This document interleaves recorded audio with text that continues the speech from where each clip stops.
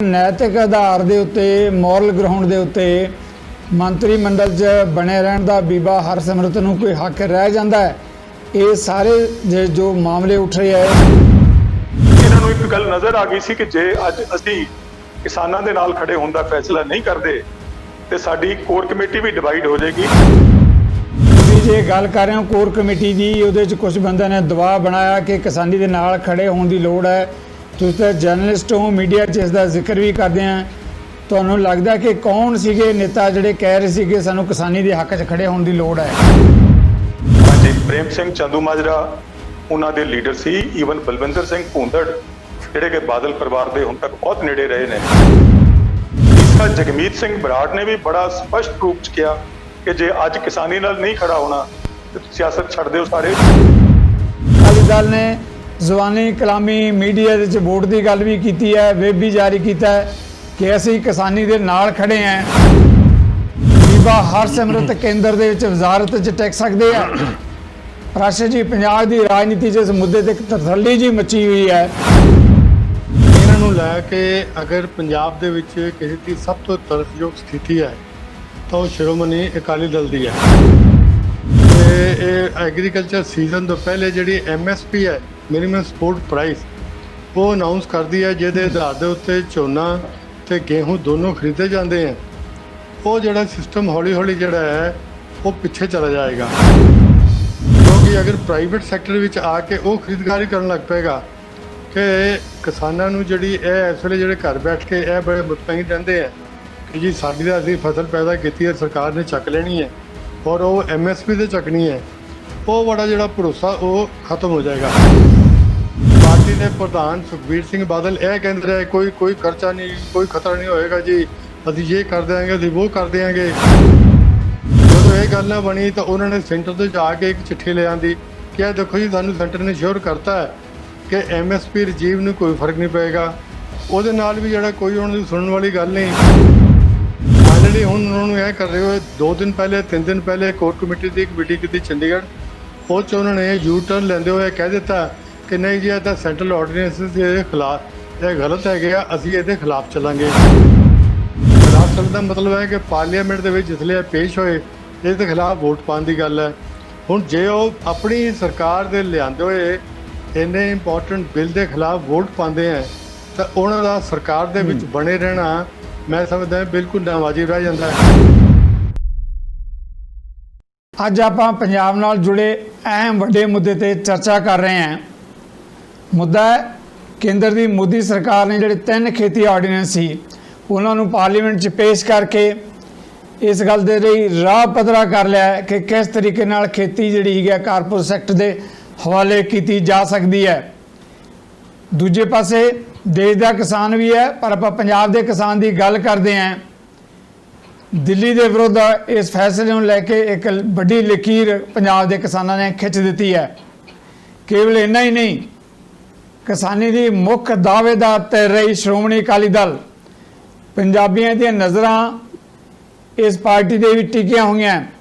बेशक अकाली दल ने ऐलान कर दिता है कि खेती ऑर्डीनेंसां के मुद्दे ते वो किसानी के नाल खड़े है, पर जिदा पंजाबी च कहते हैं ये सवाल भी पंजाब दियां दीवारां ते लिखा जा चुका है कि जे अकाली दल किसानी के नाल खड़ा है ताकि केंद्र दे विचों बीबा हरसिमरत बादल वजारत तो देणगे इस्तीफा। जिंज वापरदा है एक बार मुड़ के पंजाब ते दिल्ली आमनो सामने खड़े हो जाते हैं। इन्हां मुद्दों ते मेरे नाल चर्चा च पैनल ते साडे इस खिते के senior journalist हरकमलजीत Singh ji, AS Prashar, Jaspal Singh Dhillon, तिन्ने ही मैं कद्दावर जर्नलिस्टां नूं पैनल ते आउण लई, चैनल ते आउण लई तुहाडे सारिਆਂ ਵੱਲੋਂ जी आखदा। राशि जी पहला सवाल मैं तुहाडे तो लैण लग्या है। एक पासे खेती ऑर्डीनेंसां का मुद्दा है, किसानी लड़ाई लड़ रही है। दूजे पासे अकाली दल ने भी बहुत वड्डा सवाल है। अकाली दल ने जवानी कलामी मीडिया के वोट की गल भी की है, वेब भी जारी किया है कि असी किसानी के नाल खड़े हैं। कि इहो जी स्थिति दे विच बीबा हरसिमरत केंद्र दे विच वजारत च टिक सकते हैं? राशि जी पंजाब की राजनीति इस मुद्दे ते तसल्ली जी मची हुई है, किवें देखदे हो इस मुद्दे नूं? ਜਗਤਾਰ ਜੀ ਆ ਜਿਹੜੇ ਸੈਂਟਰ ਨੇ 3 ਆਰਡੀਨੈਂਸ ਜਾਰੀ ਕੀਤੇ ਆ, ਇਹਨਾਂ ਨੂੰ ਲੈ ਕੇ ਅਗਰ ਪੰਜਾਬ ਦੇ ਵਿੱਚ ਕਿਸੇ ਦੀ ਸਭ ਤੋਂ ਤਰਸਯੋਗ ਸਥਿਤੀ ਹੈ ਤਾਂ ਉਹ ਸ਼੍ਰੋਮਣੀ ਅਕਾਲੀ ਦਲ ਦੀ ਹੈ।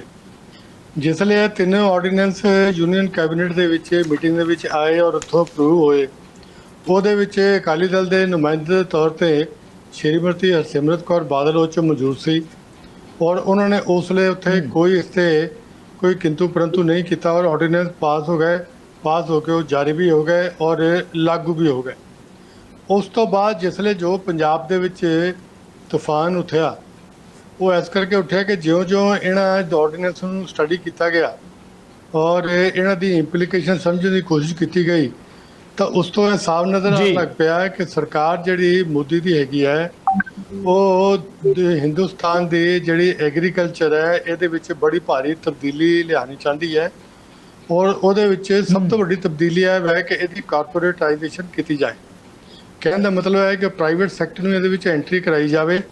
ਇਹ ਦੂਸਰੇ ਅਗਰ ਉਹ ਆ ਜਾਂਦੇ ਹੈ ਤਾਂ ਹੌਲੀ ਹੌਲੀ ਜਿਹੜਾ ਇਸ ਵੇਲੇ ਰਜੀਮ ਚੱਲ ਰਿਹਾ ਹੈ ਕਿ ਗਵਰਨਮੈਂਟ ਆਫ ਇੰਡੀਆ ਜਿਹੜੀ ਹੈ ਹਰ ਐਗਰੀਕਲਚਰ ਸੀਜ਼ਨ ਤੋਂ ਪਹਿਲੇ ਜਿਹੜੀ MSP ਹੈ, ਮਿਨੀਮਮ ਸਪੋਰਟ ਪ੍ਰਾਈਸ, ਉਹ ਅਨਾਉਂਸ ਕਰਦੀ ਹੈ, ਜਿਹਦੇ ਆਧਾਰ ਦੇ ਉੱਤੇ ਝੋਨਾ ਤੇ ਗੇਹੂੰ ਦੋਨੋਂ ਖਰੀਦੇ ਜਾਂਦੇ ਹੈ।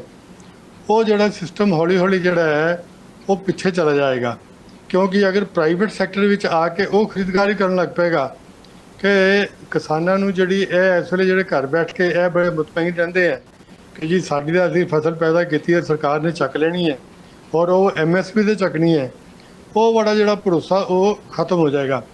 ਇਹ ਕਹਿਣ ਦਾ ਮਤਲਬ ਇਹ ਹੈ ਕਿ ਹੌਲੀ ਹੌਲੀ MSP ਰਜੀਮ ਖਤਮ ਹੋ ਜਾਏਗਾ ਔਰ ਜਿਸਲੇ ਇਹ ਗੱਲ MSP ਰਜੀਮ ਅਗਰ ਪੰਜਾਬ ਦੇ ਵਿੱਚ ਖਤਮ ਹੋ ਜਾਂਦਾ ਹੈ ਤਾਂ ਆਪਾਂ ਸਾਰੇ ਜਾਣਦੇ ਹਾਂ ਕਿ ਪੰਜਾਬ ਇੱਕ ਕ੍ਰਿਸ਼ੀ ਆਧਾਰਿਤ ਸੂਬਾ ਹੈ ਔਰ ਪੰਜਾਬ ਦਾ ਕਿਸਾਨ ਇਸੀ ਗੱਲ ਦੇ ਉੱਤੇ ਮੁਤਮਈਨ ਹੋ ਕੇ ਬੈਠਾ ਰਹਿੰਦਾ ਹੈ ਕਿ ਸਾਡੀ ਜਿਹੜੀ ਫਸਲ ਹੈ ਉਹ ਸਰਕਾਰ ਆਪਾਂ ਚੰਗੇ ਭਾਅ 'ਤੇ ਲੈ ਕੇ 4 ਪੈਸੇ ਲਿਆ ਕੇ ਘਰ ਦੇ ਵਿੱਚ ਆਪਣਾ ਘਰ-ਬਾਰ ਚਲਾਵਾਂਗੇ। ਅਗਰ MSP ਨੇ ਰਹੀ ਬਿਲਕੁਲ ਠੀਕ, ਤਾਂ ਉਹਨਾਂ ਦੀ ਤੁਸੀਂ ਦੇਖੋ ਉਹਨਾਂ ਦੀ ਸਥਿਤੀ ਕੀ ਰਹੇਗੀ। ਪਹਿਲੇ ਹੀ ਪੰਜਾਬ ਦਾ ਕਿਸਾਨ ਜਿਹੜਾ ਉਹ ਕਰਜ਼ੇ ਦੇ ਬੋਝ 'ਤੇ ਦਬਿਆ ਹੋਇਆ, ਹਰ ਦੂਜੇ ਦਿਨ ਤੀਜੇ ਦਿਨ ਆਪਾਂ ਨੂੰ ਜਿਹੜੀ ਖੁਦਕੁਸ਼ੀ ਦੀ ਖਬਰਾਂ ਮਿਲਦੀਆਂ। ਇਹ ਅਗਰ ਇਸ ਤਰ੍ਹਾਂ ਹੋ ਜਾਂਦਾ ਹੈ ਤਾਂ ਉਹਦੀ ਹਾਲਾਤ ਜਿਹੜੇ ਹੈ ਹੋਰ ਖਰਾਬ ਹੋ ਜਾਣਗੇ।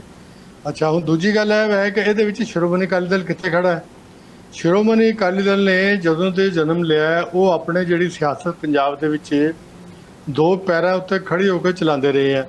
ਇੱਕ ਤਾਂ ਇਹ ਕਿ ਅਸੀਂ ਸਿੱਖੀ ਦੇ ਜਿਹੜੇ ਰਕਸ਼ਕ ਹੈਗੇ ਆ ਔਰ ਦੂਜਾ ਇਹ ਹੈ ਕਿ ਕਿਸਾਨਾਂ ਦੇ ਹਿੱਤਾਂ ਦੀ ਰਾਖੀ ਕਰਨ ਵਾਲੇ ਸਭ ਤੋਂ ਵੱਡਾ ਨਾ ਹਿੰਦੁਸਤਾਨ ਤੇ ਕੀ ਦੁਨੀਆ 'ਚ ਕੋਈ ਪੈਦਾ ਨਹੀਂ ਹੋਇਆ। ਛੋਟੀ ਮੋਟੀ ਗੱਲ ਹੋਵੇ ਅਗਲੇ ਮੋਰਚਾ ਲਾ ਕੇ ਬਹਿ ਜਾਂਦੇ, ਕਦੀ ਧਰਮਯੁੱਧ ਮੋਰਚਾ ਲੈ ਆਉਂਦੇ ਸੀ, ਕਦੀ ਕੁਝ ਕਰ ਲੈਂਦੇ ਸੀ। ਇਸ ਮੁੱਦੇ ਤੇ ਜੀ ਜਿਹੜਾ ਕਿ ਕਿਸਾਨਾਂ ਦੀ ਹੋਂਦ ਤੇ ਪੰਜਾਬ ਦੀ ਕਿਸਾਨੀ ਦੀ ਹੋਂਦ ਦੇ ਉੱਤੇ ਹੀ ਸਵਾਲੀਆ ਨਿਸ਼ਾਨ ਲਗਾ ਰਿਹਾ, ਉਸ ਤੇ ਉਹ ਚੁੱਪੀ ਸਾਧੇ ਬੈਠੇ।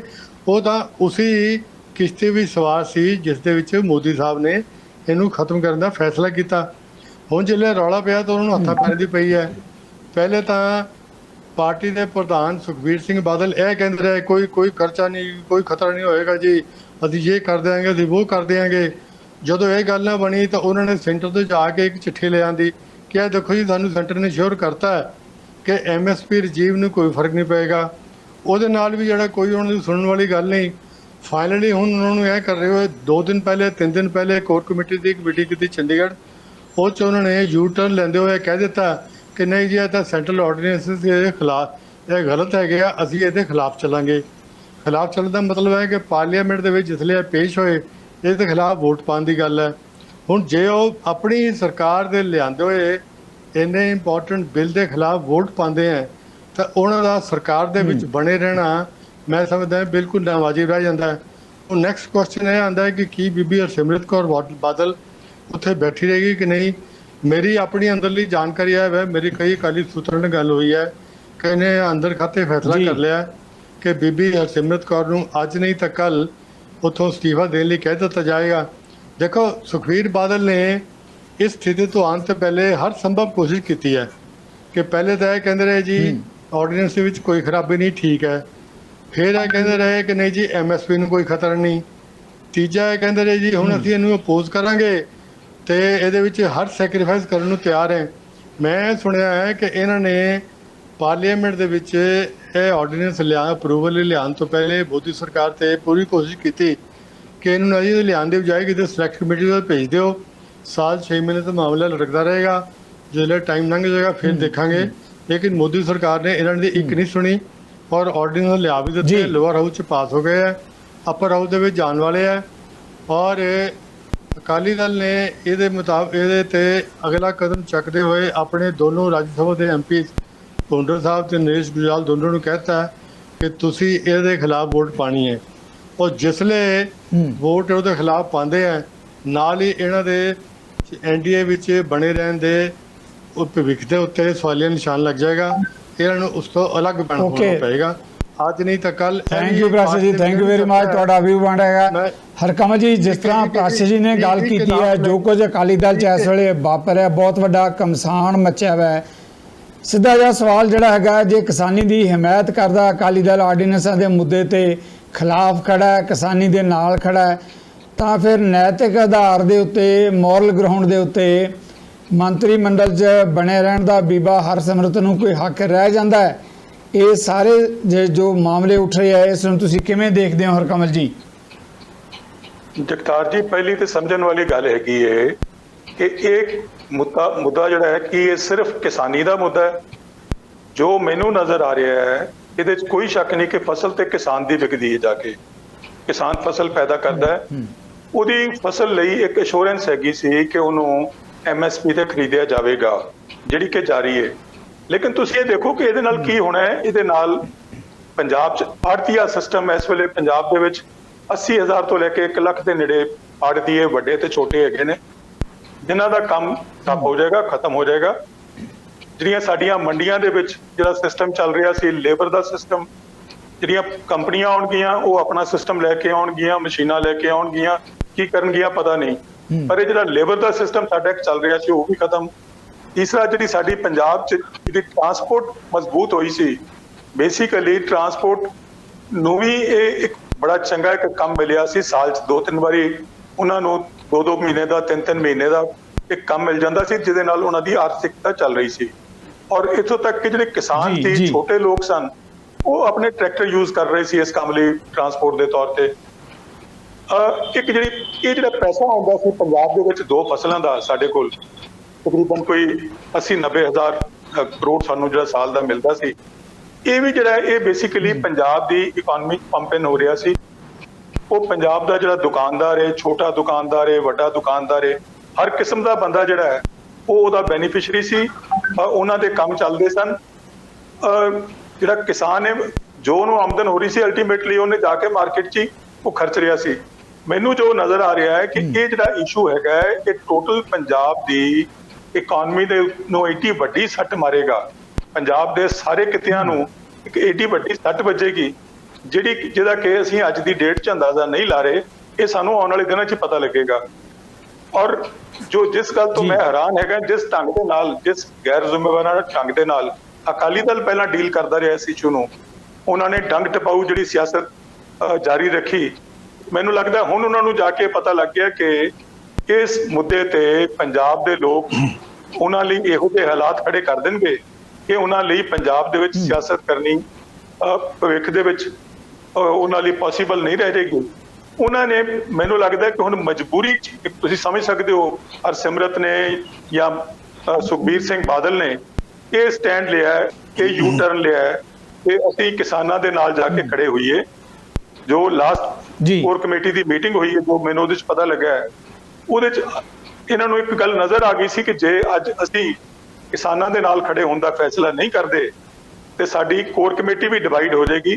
ਕਿਉਂਕਿ ਉਹਦੇ 'ਚ ਕੁਝ 4-5-6 ਬੰਦੇ ਬਹੁਤ ਗਰਮ ਨਜ਼ਰ ਆ ਰਹੇ ਸੀ। ਉਹ ਕਹਿ ਰਹੇ ਸੀ ਕਿ ਜੇ ਤੁਸੀਂ ਅੱਜ ਕਿਸਾਨਾਂ ਨਾਲ ਖੜੇ ਨਹੀਂ ਹੋਣਾ ਤੇ ਫਿਰ ਅਸੀਂ ਤੇ ਜੀ ਇਸ ਸਿਆਸਤ, ਅਸੀਂ ਵੀ ਨਹੀਂ ਇਸ ਸਿਆਸਤ 'ਚ ਕਾਇਮ ਰਹਿ ਸਕਦੇ। ਜੀ ਹਰਕਮਲ ਜੀ, ਆਮ ਸੌਰੀ ਮੈਂ ਤੁਹਾਨੂੰ ਵਿੱਚੋਂ ਟੋਕ ਰਿਹਾ ਹਾਂ ਸਰ, ਮੈਂ ਵਿੱਚੋਂ ਟੋਕ ਰਿਹਾ ਹਾਂ। ਤੁਸੀਂ ਜੇ ਗੱਲ ਕਰ ਰਹੇ ਹੋ ਕੋਰ ਕਮੇਟੀ ਦੀ, ਉਹਦੇ 'ਚ ਕੁਝ ਬੰਦਿਆਂ ਨੇ ਦਬਾਅ ਬਣਾਇਆ ਕਿ ਕਿਸਾਨੀ ਦੇ ਨਾਲ ਖੜੇ ਹੋਣ ਦੀ ਲੋੜ ਹੈ। ਤੁਸੀਂ ਤਾਂ ਜਰਨਲਿਸਟ ਹੋ, ਮੀਡੀਆ 'ਚ ਇਸ ਦਾ ਜ਼ਿਕਰ ਵੀ ਕਰਦੇ ਆ। ਤੁਹਾਨੂੰ ਲੱਗਦਾ ਕਿ ਕੌਣ ਸੀਗੇ ਨੇਤਾ ਜਿਹੜੇ ਕਹਿ ਰਹੇ ਸੀ ਕਿ ਸਾਨੂੰ ਕਿਸਾਨੀ ਦੇ ਹੱਕ 'ਚ ਖੜੇ ਹੋਣ ਦੀ ਲੋੜ ਹੈ? ਕੋਈ ਨਾਂ ਹੈ, ਜ਼ਿਕਰ ਆਪਾਂ ਕਰ ਸਕਦੇ ਹਾਂ? ਹਾਂਜੀ, ਪ੍ਰੇਮ ਸਿੰਘ ਚੰਦੂਮਾਜਰਾ ਉਹਨਾਂ ਦੇ ਲੀਡਰ ਸੀ। ਈਵਨ ਬਲਵਿੰਦਰ ਸਿੰਘ ਭੂੰਦੜ ਜਿਹੜੇ ਕਿ ਬਾਦਲ ਪਰਿਵਾਰ ਦੇ ਹੁਣ ਤੱਕ ਬਹੁਤ ਨੇੜੇ ਰਹੇ ਨੇ, ਉਹਨਾਂ ਨੇ ਵੀ ਬਹੁਤ मुखालफत की, बहुत जोर लाया। तीसरा, जगमीत सिंह बराड़ ने भी बड़ा स्पष्ट रूप च किया कि जे अज किसानी नाल नहीं खड़ा होना तो सियासत छड़ दिओ सारे, साडी अज तो बाद कोई सियासत नहीं रहेगी। ईवन मलूका जो हुण तक समझिया जाता कि सुखबीर सिंह बादल दे बहुत नेड़े सी, उन्हें भी इस गल ते बहुत जोर लाया। सिर्फ 4-5-6 बंदे सी जिहड़े कि उत्थे सुखबीर ਨੂੰ मदद कर रहे सी या विक्रम मजीठिया ਨੂੰ मदद कर रहे सी। तो मैं जो महसूस करना, अकाली दल ਨੂੰ ਇਹ नज़र आ गया ਸੀ कि साडी सियासत खत्म हो जाएगी जे ਅਸੀਂ ਹੁਣ स्टैंड ना ਲੈ सके। और जो ਹੁਣ नज़र आ रहा है कि अकालियां ਲਈ, ਜਿਵੇਂ ਤੁਸੀਂ ਹੁਣੇ ਆਪ ਕਿਹਾ ਕਿ ਜੇ ਬੀਬਾ ਹਰਸਿਮਰਤ ਅੱਜ ਤੋਂ ਬਾਅਦ ਵੋਟਾਂ ਖਿਲਾਫ ਪਾ ਕੇ ਵਿਰੋਧ ਕਰਕੇ ਜੇ ਅਜੇ ਵੀ ਉਹ ਸੋਚਣ ਸੁਪਨਾ ਲੈਣ ਕਿ ਸਰਕਾਰ ਚ ਰਿਹਾ ਜਾ ਸਕਦਾ ਹੈ, ਤੇ ਮੇਰੇ ਖਿਆਲ ਫਿਰ ਉਹਨਾਂ ਦੀ ਜਿਹੜੀ ਇੱਕ ਸਿਆਸੀ ਖੇਡ ਖਤਮ ਹੈ।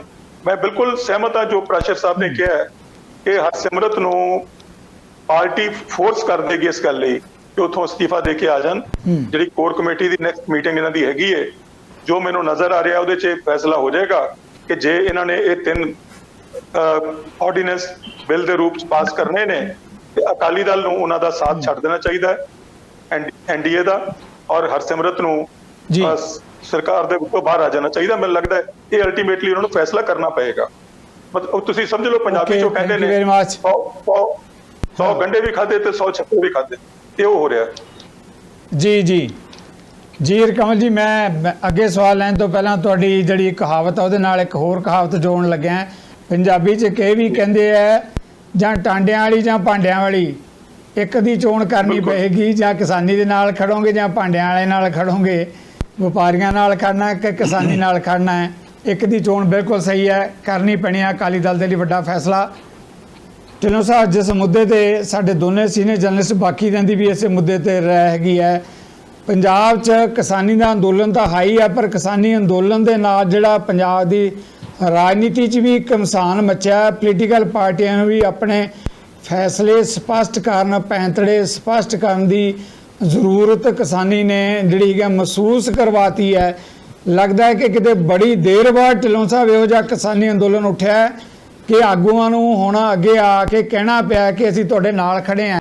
ਕਿਵੇਂ ਦੇਖਦੇ ਹੋ ਇਹ ਸਾਰੇ ਵਰਤਾਰੇ ਨੂੰ? ਸਿੱਧੂ ਸਾਹਿਬ, ਜਿਸ ਵੇਲੇ ਇੰਦਰਾ ਗਾਂਧੀ ਨੇ ਐਮਰਜੈਂਸੀ ਲਾਈ ਸੀ, ਐਮਰਜੈਂਸੀ ਤੋਂ ਬਾਅਦ ਉਸ ਵੇਲੇ ਵੀ ਕਿਸਾਨ ਅੰਦੋਲਨ ਉੱਠਿਆ ਸੀ ਸਭ ਤੋਂ ਜ਼ਿਆਦਾ ਪੂਰੇ ਹਿੰਦੁਸਤਾਨ ਦੇ ਵਿੱਚ। ਜਿਹੜੀ ਤੁਸੀਂ ਅਕਾਲੀ ਦਲ ਦੀ ਗੱਲ ਕਰ ਰਹੇ ਹੋ, ਅਕਾਲੀ ਦਲ ਨੇ ਜਦੋਂ ਇਸ ਦੇ ਹੱਕ 'ਚ ਖੜਨਾ ਸੀ ਉਦੋਂ ਖੜੇ ਨਹੀਂ। ਉਦੋਂ ਚਿੱਠੀਆਂ ਦਿਖਾਉਂਦੇ ਰਹੇ, ਇਹਦੀ ਪ੍ਰੋੜਤਾ ਕਰਦੇ ਰਹੇ, ਬੀਬੀ ਦੀ ਕੁਰਸੀ ਬਚਾਉਣ ਵਾਸਤੇ ਸਾਰਾ ਕੁਝ ਦਾਅ ਤੇ ਲਾਇਆ। ਪੰਜਾਬੀ ਦੀ ਕਹਾਵਤ ਆ ਕਿ ਵਕਤੋਂ ਖੁੰਝੀ ਡੂਮਣੀ ਗਾਵੇ ਆਲ ਪਤਾਲ। ਅਕਾਲੀ ਦਲ ਇਸ ਵੇਲੇ ਸਾਰਾ ਗਵਾ ਕੇ ਉਹ ਕੁਝ ਕਰ ਰਿਹਾ। ਆਪਾਂ ਪਹਿਲਾਂ ਵੀ ਉਦਾਹਰਨ ਦਿੰਦੇ ਹੁੰਦੇ ਆ ਕਿ ਜਦੋਂ ਵੀ ਇਹਨਾਂ ਨੇ, ਜਦੋਂ ਊਧਮ ਸਿੰਘ ਨਗਰ ਬਣਿਆ, ਕਿਹਾ ਸਾਡੀਆਂ ਹਿੱਕਾਂ ਤੇ ਬਣੂਗਾ। ਗੁਜਰਾਤ ਦੇ ਵਿੱਚ ਕਿਸਾਨਾਂ ਦੇ ਹੱਕ ਦੇ ਵਿੱਚ ਉੱਥੋਂ ਦੀ ਹਾਈ ਕੋਰਟ ਨੇ ਫੈਸਲਾ ਦਿੱਤਾ, ਲੇਕਿਨ ਗੁਜਰਾਤ ਸਰਕਾਰ ਉਸ ਮਾਮਲੇ ਦੇ ਵਿੱਚ ਗਈ ਸੁਪਰੀਮ ਕੋਰਟ ਦੇ ਵਿੱਚ। ਇਹਨਾਂ ਨੇ ਉੱਥੇ ਕੋਈ ਉਸ ਦਾ ਵਿਰੋਧ ਨਹੀਂ ਕੀਤਾ। ਮੰਗੂ ਮੱਠ ਦਾ ਮਸਲਾ ਤੁਹਾਡੇ ਸਾਹਮਣੇ ਹੈ। ਠੀਕ ਗੱਲ ਕੀਤੀ ਹੈ ਹਰਕਮਲ ਜੀ ਨੇ ਤੇ ਪ੍ਰਾਚਰ ਜੀ ਨੇ ਕਿ 2 ਚੀਜ਼ਾਂ ਸੀ ਇਹਨਾਂ ਦੇ ਕੋਲ। ਇੱਕ ਸੀ ਧਰਮ, ਜਿਹਦੇ ਨਾਂ ਦੇ ਉੱਤੇ ਇਹ ਵੋਟਾਂ ਮੰਗਦੇ ਸੀ। ਜਦੋਂ ਵੀ ਸੱਤਾ ਤੋਂ ਬਾਹਰ ਹੋ ਜਾਂਦੇ ਸੀ ਤਾਂ ਬਾਦਲ ਸਾਹਿਬ ਉਦੋਂ ਹੀ ਖਤਰੇ ਦਾ, ਪੰਥ ਤੇ ਖਤਰੇ ਦਾ ਘੁੱਗੂ ਬੁਲਾ ਦਿੰਦੇ ਸੀ ਤੇ ਬੜਾ ਵੱਡੀ ਭੀੜ ਪੈ ਗਈ ਹੈ ਪੰਥ ਦੇ ਉੱਤੇ। ਤੇ ਦੂਜਾ ਸੀ ਕਿਸਾਨੀ। ਇਹਨਾਂ ਨੇ ਸ਼ੁਰੂਆਤੀ ਦੌਰ ਦੇ ਵਿੱਚ ਇਸ ਨੂੰ ਉਸ ਤਰੀਕੇ ਨਾਲ ਨਹੀਂ ਲਿਆ ਜਿਸ ਤਰੀਕੇ ਦੇ ਨਾਲ ਲਿਆ ਜਾਣਾ ਚਾਹੀਦਾ ਸੀ। ਇਹਨਾਂ ਨੇ ਦੇਖੋ ਜਿਹੜੇ ਆਪਣਾ ਅਮਿਤ ਸ਼ਾਹ ਨੇ, ਉਹ ਇਸ ਵੇਲੇ ਵੀ ਹਸਪਤਾਲ ਦੇ ਵਿੱਚ ਨੇ। ਇਹ ਉਹਨਾਂ ਤੱਕ ਪਹੁੰਚ ਕੀਤੀ, ਰਾਜਨਾਥ ਤੱਕ ਪਹੁੰਚ ਕੀਤੀ, ਪ੍ਰਧਾਨ ਮੰਤਰੀ ਕੋਲੇ ਜਾਣ ਦੀ ਪਹੁੰਚ ਕੀਤੀ। ਅਖੀਰ ਇਹ ਜੇਪੀ ਨੱਡਾ ਸਾਹਿਬ ਨੂੰ ਮਿਲ ਕੇ ਆਏ ਨੇ। ਲੋਕਾਂ ਦੇ ਵਿੱਚ ਚਰਚਾ ਚੱਲ ਰਹੀ ਹੈ। ਉੱਥੇ ਵੀ ਇਹ ਕਿਹਾ ਇਹ ਦਬਵੀਂ ਬਾਤ 'ਚ ਵੀ ਸਾਨੂੰ ਆਪ ਦਾ ਵੋਟ ਬੈਂਕ ਬਚਾਉਣ ਵਾਸਤੇ ਮਾੜੀ ਮੋਟੀ ਕੋਈ ਰਾਹਤ ਦੇ ਦਿਓ, ਨਹੀਂ ਤਾਂ ਕਿਤੇ ਇਹ ਨਾ ਹੋਵੇ ਵੀ ਅਸੀਂ ਕਿਸੇ ਪਾਸੇ ਜੋਗੇ ਤੇ ਨਾ ਰਹੀਏ। ਲੋਕਾਂ ਦੇ ਵਿੱਚ ਚਰਚਾ ਹੈਗੀ ਹੈ ਕਿ ਉੱਥੇ ਕਿਹਾ ਹੋਣਾ ਵੀ ਬਹੁਮਤ ਤੁਹਾਡੇ ਕੋਲ ਹੈਗਾ ਤੇ ਤੁਸੀਂ ਪਾਸ ਤਾਂ ਕਰ ਹੀ ਲੈਣਾ ਹੈਗਾ। ਜਿਹੜੀ ਗੱਲ ਸੁਖਬੀਰ ਸਿੰਘ ਬਾਦਲ ਨੇ ਬਾਅਦ 'ਚ ਕਹੀ, ਪਹਿਲਾਂ ਉਹਨਾਂ ਨੇ ਉਹ ਚਿੱਠੀ ਲਿਆਂਦੀ ਤੋਮਰ ਦੀ ਵੀ ਆਹ ਚਿੱਠੀ ਹੈ। ਤੁਸੀਂ ਮੈਨੂੰ ਸਿੱਧੂ ਸਾਹਿਬ ਇਸ ਗੱਲ ਦਾ ਜਵਾਬ ਦਿਓ, 95 ਸਾਲ ਦਾ ਬਜ਼ੁਰਗ ਜਿਹੜਾ 5 ਵਾਰੀਆਂ ਦਾ ਮੁੱਖ ਮੰਤਰੀ ਹੋਵੇ, ਉਹਦੇ ਸਾਹਮਣੇ ਮਾਈਕ ਰੱਖ ਕੇ ਇਹ ਗੱਲ ਕਹਾਉਣ ਦਾ ਕਿਉਂ ਯਤਨ ਕੀਤਾ ਗਿਆ ਕਿ ਇਹ ਜਿਹੜੇ ਆਰਡੀਨੈਂਸ ਨੇ ਉਹ ਬਹੁਤ ਵਧੀਆ ਨੇ, ਬੜੇ ਕੰਮ ਦੇ ਨੇ, ਕਿਸਾਨਾਂ ਦੀ ਬੜੀ ਬੱਲੇ ਬੱਲੇ ਹੋ ਜਾਣੀ ਹੈ। ਜਿਹੜੀ ਗੱਲ ਹਰਕਮਲ ਜੀ ਨੇ ਕਹੀ ਹੈ ਕਿ ਟਰਾਂਸਪੋਰਟ ਸਿਸਟਮ, ਇਹਨੂੰ ਗੱਲਾ ਸਿਸਟਮ ਕਹਿੰਦੇ ਆ ਪੰਜਾਬ ਦੇ ਵਿੱਚ। ਪੰਜਾਬੀ ਦੇ ਵਿੱਚ 6 ਮਹੀਨੇ ਬਾਅਦ ਤੁਸੀਂ ਦੇਖਿਆ ਹੋਣਾ ਹੈ ਕਿ ਬਾਬੇ ਆਦਮ ਵੇਲੇ ਦੇ ਟਰੱਕ ਵੀ ਨਿਕਲੇ ਆਉਂਦੇ ਆ, ਉਹ ਗੱਲਾ ਲਾ ਕੇ ਫਿਰ ਥੋੜਾ ਪਾ ਕੇ ਉਹਨਾਂ ਤੇ ਖੜਾ ਦਿੱਤਾ ਜਾਂਦਾ। ਇਸ ਤੋਂ ਇਲਾਵਾ ਇੱਕ ਹੋਰ ਜਿਹੜਾ ਸਭ ਤੋਂ ਵੱਡਾ ਹੈ ਕਿ ਪੰਜਾਬ ਮੰਡੀ ਬੋਰਡ ਦਾ ਜਿਹੜਾ 3900 ਕਰੋੜ ਦਾ ਸਿਸਟਮ ਹੈਗਾ, ਉਹ ਤੁਸੀਂ ਜਿਹੜਾ ਹੈਗਾ ਉਹ ਘੱਟੋ ਘੱਟ ਉਹ ਵੀ ਖਤਮ ਹੋ ਜਾਵੇਗਾ। 3900 ਕਰੋੜ ਕੋਈ ਥੋੜਾ ਨਹੀਂ ਹੁੰਦਾ। ਸੰਪਰਕ ਸੜਕਾਂ ਇੱਥੇ ਬਣਦੀਆਂ ਨੇ। ਭਾਵੇਂ ਅਸੀਂ ਜਿੰਨਾ ਮਰਜ਼ੀ ਕਹੀਏ ਕਿ ਅਸੀਂ ਪੰਜਾਬ ਦੀ ਕਿਸਾਨੀ ਨੂੰ ਆੜਤੀ ਪ੍ਰਣਾਲੀ ਤੋਂ ਬਾਹਰ ਲੈ ਜਾਵਾਂਗੇ, ਨਹੀਂ, ਆੜਤੀਆਂ ਨਾਲ ਅਜੇ ਵੀ ਕਿਸਾਨਾਂ ਦਾ 9 ਮਾਸ ਦਾ ਰਿਸ਼ਤਾ ਜੁੜਿਆ ਹੈ। ਬਹੁਤ ਸਾਰੇ ਉਹ ਕਿਸਾਨ ਨੇ ਜਿਹੜੇ ਆਉਣ ਤੱਕ ਸਾਰਾ ਕੁਝ ਨਿਪਟਾ ਲੈਂਦੇ ਨੇ। ਆੜਤੀਆਂ ਦੇ ਉਨੇ ਕੁ ਪੈਸੇ ਉਹਨਾਂ ਦੀ ਦੇਣਦਾਰੀ ਬਣ ਜਾਂਦੀ ਹੈ ਜਿੰਨੀ ਕੁ ਉਹਨਾਂ ਦੀ ਫਸਲ ਆਉਂਦੀ ਹੈ। ਤੁਸੀਂ ਇੱਕ ਹੋਰ ਦੇਖੋ, ਆ ਗੰਨੇ ਦਾ ਭਾਅ 10 ਰੁਪਏ ਵਧਾਇਆ ਹੈ। ਅਜੇ ਤੱਕ ਨਾ ਕੇਂਦਰ ਦੀ ਸਰਕਾਰ ਨਾ ਪੰਜਾਬ ਦੀ ਸਰਕਾਰ ਇਹ ਕਲਾਸੀਫਿਕੇਸ਼ਨ ਹੀ ਨਹੀਂ ਕਰ ਸਕੀ ਕਿ ਕਿਹੜੀ ਫਸਲ ਕਿੰਨੀ ਬੀਜੀ ਜਾਵੇ ਤੇ ਉਸ ਨੂੰ ਸਰਕਾਰ ਚੱਕੇ। MSP ਦੇ ਉੱਤੇ ਇਹ ਗੱਲ ਦਾ ਵਿਸ਼ਵਾਸ ਹੈ ਕਿ ਸਰਕਾਰ ਕਿਸਾਨਾਂ ਨੂੰ ਇਹ ਵਿਸ਼ਵਾਸ ਸੀ ਕਿ ਇੰਨੇ ਭਾਅ ਤੇ ਸਾਡਾ ਚੱਕਿਆ ਜਾਣਾ ਹੈ। ਤੁਹਾਨੂੰ ਯਾਦ ਹੋਣਾ ਹੈ ਸਾਡੀ ਫਸਲ ਤਾਂ ਵਿਕੇਗੀ। ਹਾਂ, ਫਸਲ ਵਿਕੇਗੀ। ਮਨਮੋਹਨ ਸਿੰਘ ਨੇ 100 ਰੁਪਏ ਦਾ ਭਾਅ ਵਧਾਇਆ ਸੀ ਤਾਂ ਇਹਨਾਂ ਨੇ ਖਾਟ ਖੜੀ ਕਰਤੀ ਸੀ ਕਿ ਬੜਾ ਦੇਖੋ ਜੀ ਇਹ ਤਾਂ ਕੋਝਾ ਮਜ਼ਾਕ ਕਰਤਾ। ਬਾਦਲ ਸਾਹਿਬ ਵੀ ਇਹ ਗੱਲਾਂ ਕਰਦੇ ਸੀ। ਤੇ ਇਹਦੀ ਗੱਲ ਇਹਨਾਂ ਨੇ ਹੁਣ 10 ਰੁਪਏ ਗੰਨੇ ਦਾ ਭਾਅ ਵਧਾਇਆ ਤੇ ਇਹਨਾਂ ਦੀ ਜ਼ੁਬਾਨ ਸੀਤੀ ਗਈ, ਗੱਲ ਨਹੀਂ ਕੀਤੀ। ਦਾਅਵਾ ਕਰਨੇ ਹੈ ਕਿ ਅਸੀਂ ਕਿਸਾਨ ਦੇ ਸਭ ਤੋਂ ਵੱਡੇ ਰੱਖ ਦਾਅਵਾ ਕਰਨ ਕਿ ਜੀ ਖੇਤੀ ਢਿੱਲੋਂ ਸਾਹਿਬ